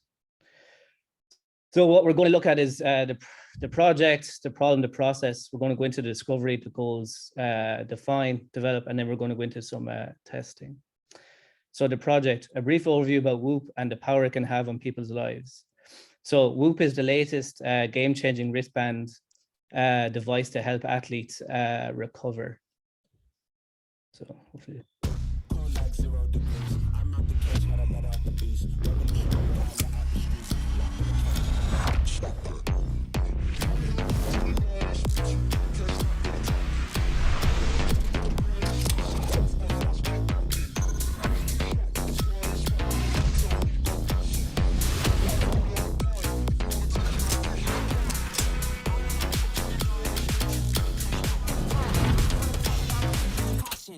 So it's a Whoop. How it works, we just seen a beautiful video crafted by Whoop. Pretty much so it tracks your fitness and your sleep. It gives you data, gives you touch points on how to recover in your exercise, be it gym, swimming, cycling, every single activity you can talk about. Whoop changed my habits. I no longer eat late at night as I found it affected my sleep. So my own personal story. So my goal about a year ago was to become one of Ireland's best CrossFitters. So I purchased a Whoop with a 2-year subscription. And lucky enough, I achieved the goal. I came 3rd in Ireland and 45th in the world. So I used the power of Whoop to aid in my daily recovery. And this story goes back a few weeks ago, but I just put it in now. But I actually lost my Whoop battery pack, and not for the first time, the second time. And I was left without access to my daily Whoop data for 3 weeks until I borrowed a battery pack. My mum says I'm quite careless, so I just thought this will be an interesting challenge and project to see if it's just me or see if it's a Whoop problem itself. So the problem in the context, 20% of subscribers misplaced their Whoop battery pack. So it's not just me, it's a lot of the Whoop community itself. So I'm glad I can say that back to Mum. So anyways, this is the Whoop itself, the band, and on the black thing that's sliding on is actually the charger pack.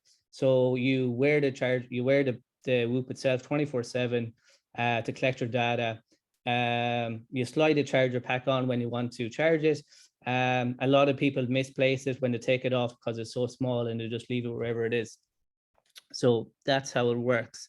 It costs 7 times as much to acquire a new customer as it does to retain one. So with Whoop members not having the ability to charge their Whoop, members are cancelling their subscriptions, in which turn creates a loss in revenue for Whoop. Another loss in revenue for Whoop is when a member contacts Whoop informing them of their lost charger pack. Whoop will then send out a free charger pack at the cost of $30. And just bear in mind, all of this Whoop 4.0 charger packs are currently sold out online. Nobody's able to get one for months, and people are unsubscribing to their membership, and they're losing their Whoop are hemorrhaging money at the moment. So, and an extraordinary black market even created for Whoop chargers has arisen. So we've seen people selling Whoop chargers because we know that nobody can get them online. So they're currently selling for over $200. And normally you could have bought them for $40 online. So we're seeing people tap into that market, which is amazing. The process, I used the double diamond framework. Went through the discover, define, develop, and deliver. And then in the research stage, I have a lot of slides to get through, so I'm just going to quickly run through these if you don't mind. I started off with social listening. Like I said, my mum always thought it was just me who was careless, but I wanted to see if it was many other people. So I did a lot of social listening. I found over 300 or 400 tweets talking about people that lost their chargers online, which was quite fascinating how the conversation started. I just want to click on this for a second. Even some of the tweets here, I lost my Whoop charger pack before my trip to Colorado. I'm no longer an athlete. The insights or the socialism where people were burning through their subscriptions, no replacement batteries we found, people willing to sell their battery packs, frustration, people looking to borrow battery packs from other people, okay? So I went through a user flow myself just to see how it went on, try to, see if I can find information about the battery pack. I did manage to report one to the community tab, and which she sent me a battery pack. I don't know how she did it because they're sold out online, but I managed to get 2 battery packs, and the Whoop company actually sent that's costing them $70 on their own money. So I got 2 free battery packs at $70. So I conducted a survey. There was I think there's 53 responses. 18% of participants said they were careless. So like, again, it's not just me, it's a lot of other people. 30% of participants lost or misplaced their charger packs. Many participants said they would leave their charger packs in the same place. To collecting some tips, over 60% of participants said they lost interest in after they lost their charger, so cancelling their subscriptions, etc. Another loss in revenue for Whoop. The solution hypothesis, I just did some affinity mapping, and I'm just going to fly through these because we have a lot to go through. So we conducted 3 interviews. Val and I, we all know the benefit of Whoop, how strong it is. Val said, like, okay, is this the main problem we're trying to solve, or is there any other problems? I conducted 3 interviews with everyone and asked them any other problems, and nobody had any other problems with Whoop. They all said it was amazing except the battery pack. So we knew that we were on to the right problem that we were trying to solve. So that was great. Conducted a usability test. Did a competitive analysis with other brands. Whoop is the only other fitness watch that actually has a battery pack. So, we can already see it's a bit of a design flaw. It's kind of like the Apple mouse. They have to turn it to charge upside down. We conducted some how might we's, made some problem statements, then we're finding into the goals. So the first goal was to help Whoop users become more mindful about their Whoop chargers, make it accessible for Whoop users to find information about their Whoop battery packs, to help Whoop retain the subscriptors due to lost chargers, and increase profits. So the metric, how many Whoop users are less likely to lose their battery pack? Do Whoop users feel more confident? And are Whoop users likely to cancel their subscription? So the solution hypothesis, people lose their Whoop battery packs because they're careless. Users are less likely to lose their battery pack with the changes we made. So into the define stage. So it's our persona. We have James here. He's practicing to get ready for a triathlon. So he's always looking, at his Whoop to see if he's recovered enough to train the next day. His frustrations are not able to keep that hot streak up because he can't find his charger. Chargers sold out online and can't buy a new one. My goals are going to be held up until I can find one. So it's affecting his performance and his recovery.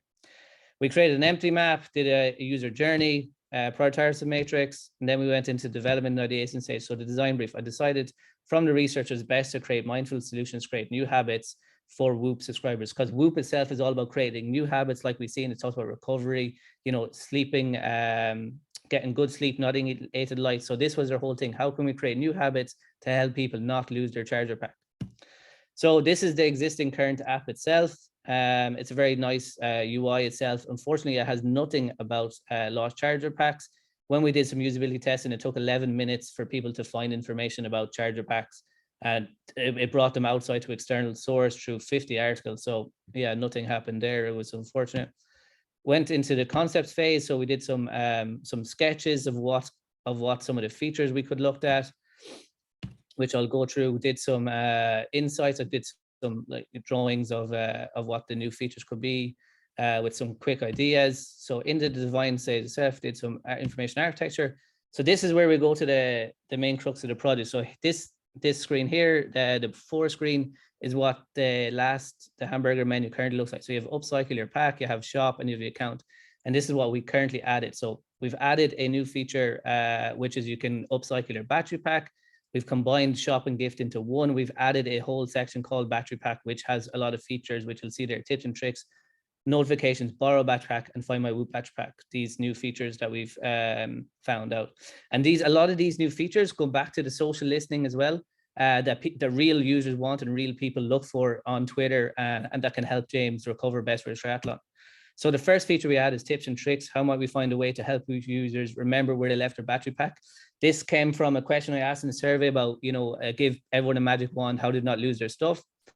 A lot of people said to keep their Whoop battery, or to keep their products, keys, whatever, in their same place, to have a drawer. I currently have a lunchbox where I keep my Whoop battery packs now. I got a specific lunchbox for that, so I haven't lost it in about 5 months, or 4 months, which is great since I started the project. So thanks for that lunchbox and these great tips from all the users. So we created a video section that people could give tips. There's some articles as well. Later, we added the shop feature that people could actually purchase the Whoop battery packs in the actual app itself. Currently, there is none inside the app. We added some features inside the app itself, so you can buy a custom upcycle battery, and you can borrow a battery pack, and then there's a button here that we've added, notify me back in stock. So purchase an upcycled, so how might we find a way to help 20% of Whoop users find a new charger?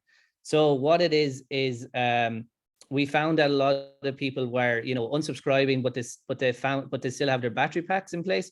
So what we did was we thought that we could, return investment to these people who subscribed for a while, and try to keep these battery packs out of landfills and not keep people hoarding them. So we will return investment to these people that upload their battery packs, give them free membership. It'll go through Whoop, that we would generate more battery packs online because they're all sold out, and then people and James himself could continue with his recovery and try to make a great success of his triathlon. So this is a lovely feature.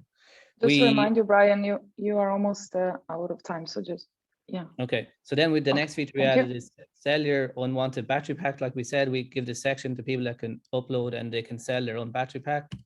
We've added a notifications tab. So we found that a lot of people just throw away their battery pack. So what we've done is inside the app itself, you can turn on a notification feature. So the minute you finish your charging, you can get a notification. Don't forget to return your Whoop battery pack to a safe place. And then we've added a borrow battery pack feature. So a lot of people were, asking their friends for a battery pack. So we've added a battery pack feature to the website where you can, or to the app where you can borrow a battery pack from your friends in a vicinity. You can chat to people and you can borrow one, tell the new batteries are back in stock. And then we've added a GPS feature as well. So just in case you lose it, you can play sound using the Bluetooth, which connects to the Whoop charger too, and find directions. So with the testing, the first feature, tips and tricks, everybody thought it was a great success. 6 out of 6 succeeded in the test. Second one, the battery packs, everyone succeeded again. The key feature takeaway here was bring the notify me button to the top. One of the quotes was very handy to have these features: purchase an upcycle battery pack, borrow a pack, notify me back in stock when the pack is sold out. This feature was great again, but the idea, some of the testing was like split this section into 2, upload the battery pack and buy one, split it into 2. I found would help in the long run. Same again, everyone succeeded, found this feature very useful. Everyone succeeded in this. Does this need to go into the setting tabs? People are saying, is this a setting by itself? So we might think about putting into another setting. This feature didn't go so well. People thought, about the little bit confused how it would work. What do I need to get in touch with Jenny? Is there somewhere to say that she's available? How do I get it to work? So I've revisited this idea, which you'll see in a minute.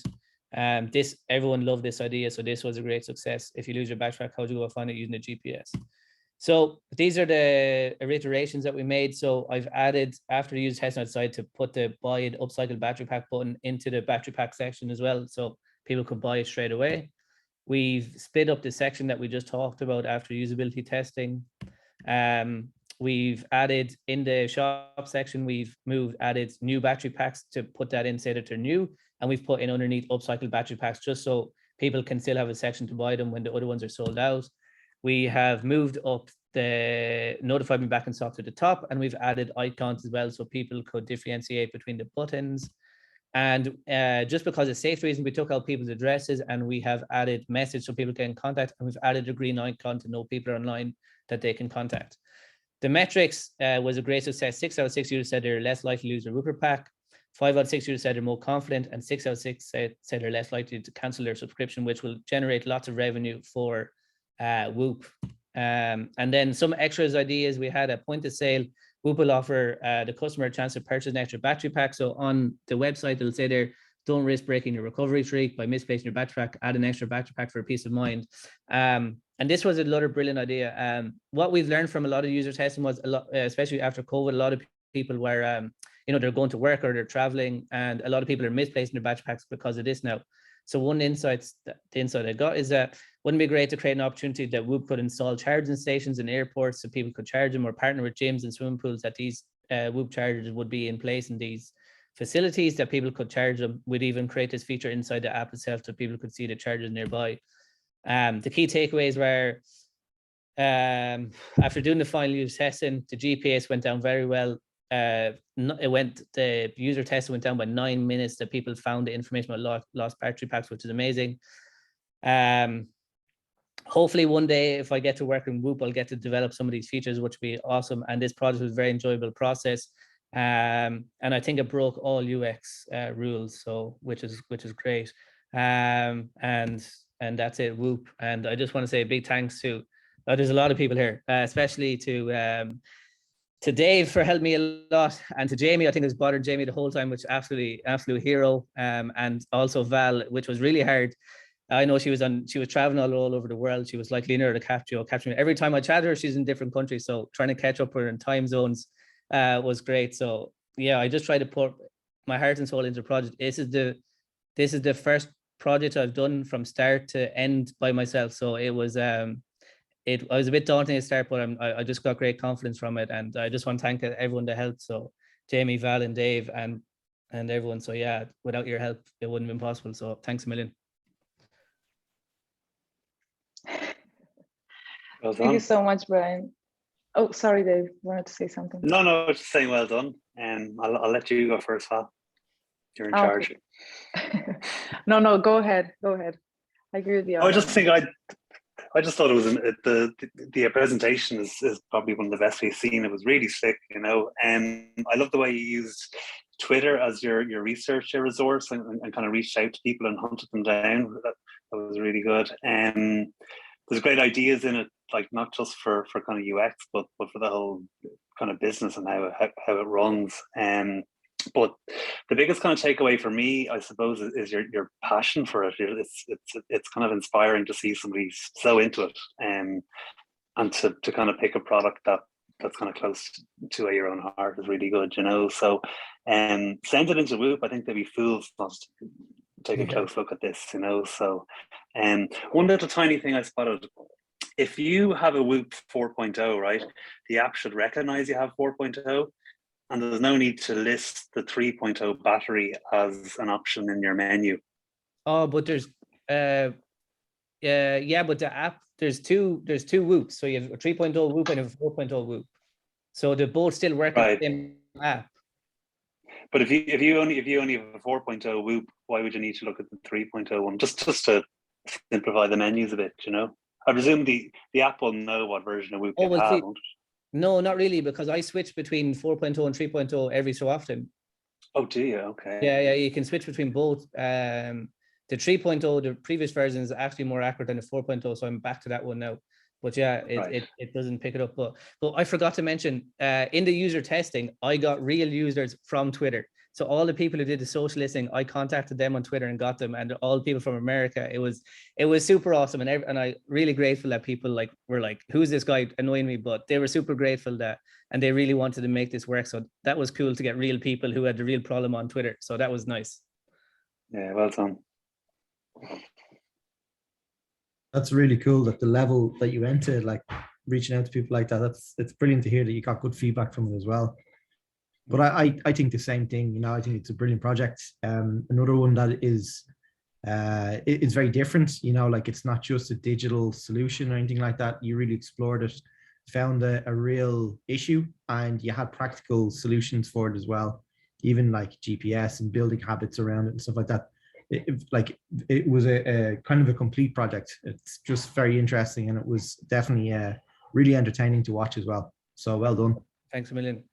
Jamie made me do service design. I'm really interested in that. Like, so I work in advertising, so I did service design blueprints and looked at the whole thing, which was awesome. And I just want to say, it's not just me who's careless, so I can say that to my mum. It's more than 20%. You just have such an amazing energy, and your storytelling is just unbelievably good. You're not even trying, you're just naturally that good at presenting and telling a story. Like you drew me right into the project from the first time I heard you talking about it. So like, obviously it's just a great presentation. And I don't think you even showed everyone the depth of the research you did. Like, I was floored when I saw how much you did. It was just immense. You know, I see full-time designers who don't go that far with their work. It's just awesome to see. So like, I can feel the passion that you feel just from the way you talk about this. And yeah, I really hope, if you are thinking about like pursuing a career group, I hope they're not idiots, you know, because you're just, it's so exciting to see that level of energy for a project. It's like a real, like, it's up with a real like Silicon Valley kind of high tech vibe, you know, where people are just like mad about product. Like, you've got that kind of energy, but you also have the work behind it. So it's not just hype. Yeah, I'm just like, I'm a big fan, Bryan. Thanks a million, David. Thanks a million. That's very nice. Bryan, what can I say now? Not to kind of repeat what Dave, Colin, Jamie said as well. Like, sorry if what you said before as well. Like, I wasn't there all the time, and I wanted to use this opportunity to also say thanks to Jamie and to Dave and to Pranyal as well, because they were there for you when I wasn't. But in the same time, like, you managed to kind of follow your heart, and without me kind of telling you, oh, maybe it's not this one, it's not this one, you managed to go your own way, dig deeper, do the proper research, do it again, and do the tremendous project in the end. Like, the slides and the amount of work that you've done, it's just crazy. So well done. You should be very proud of yourself, and I'm very proud of you.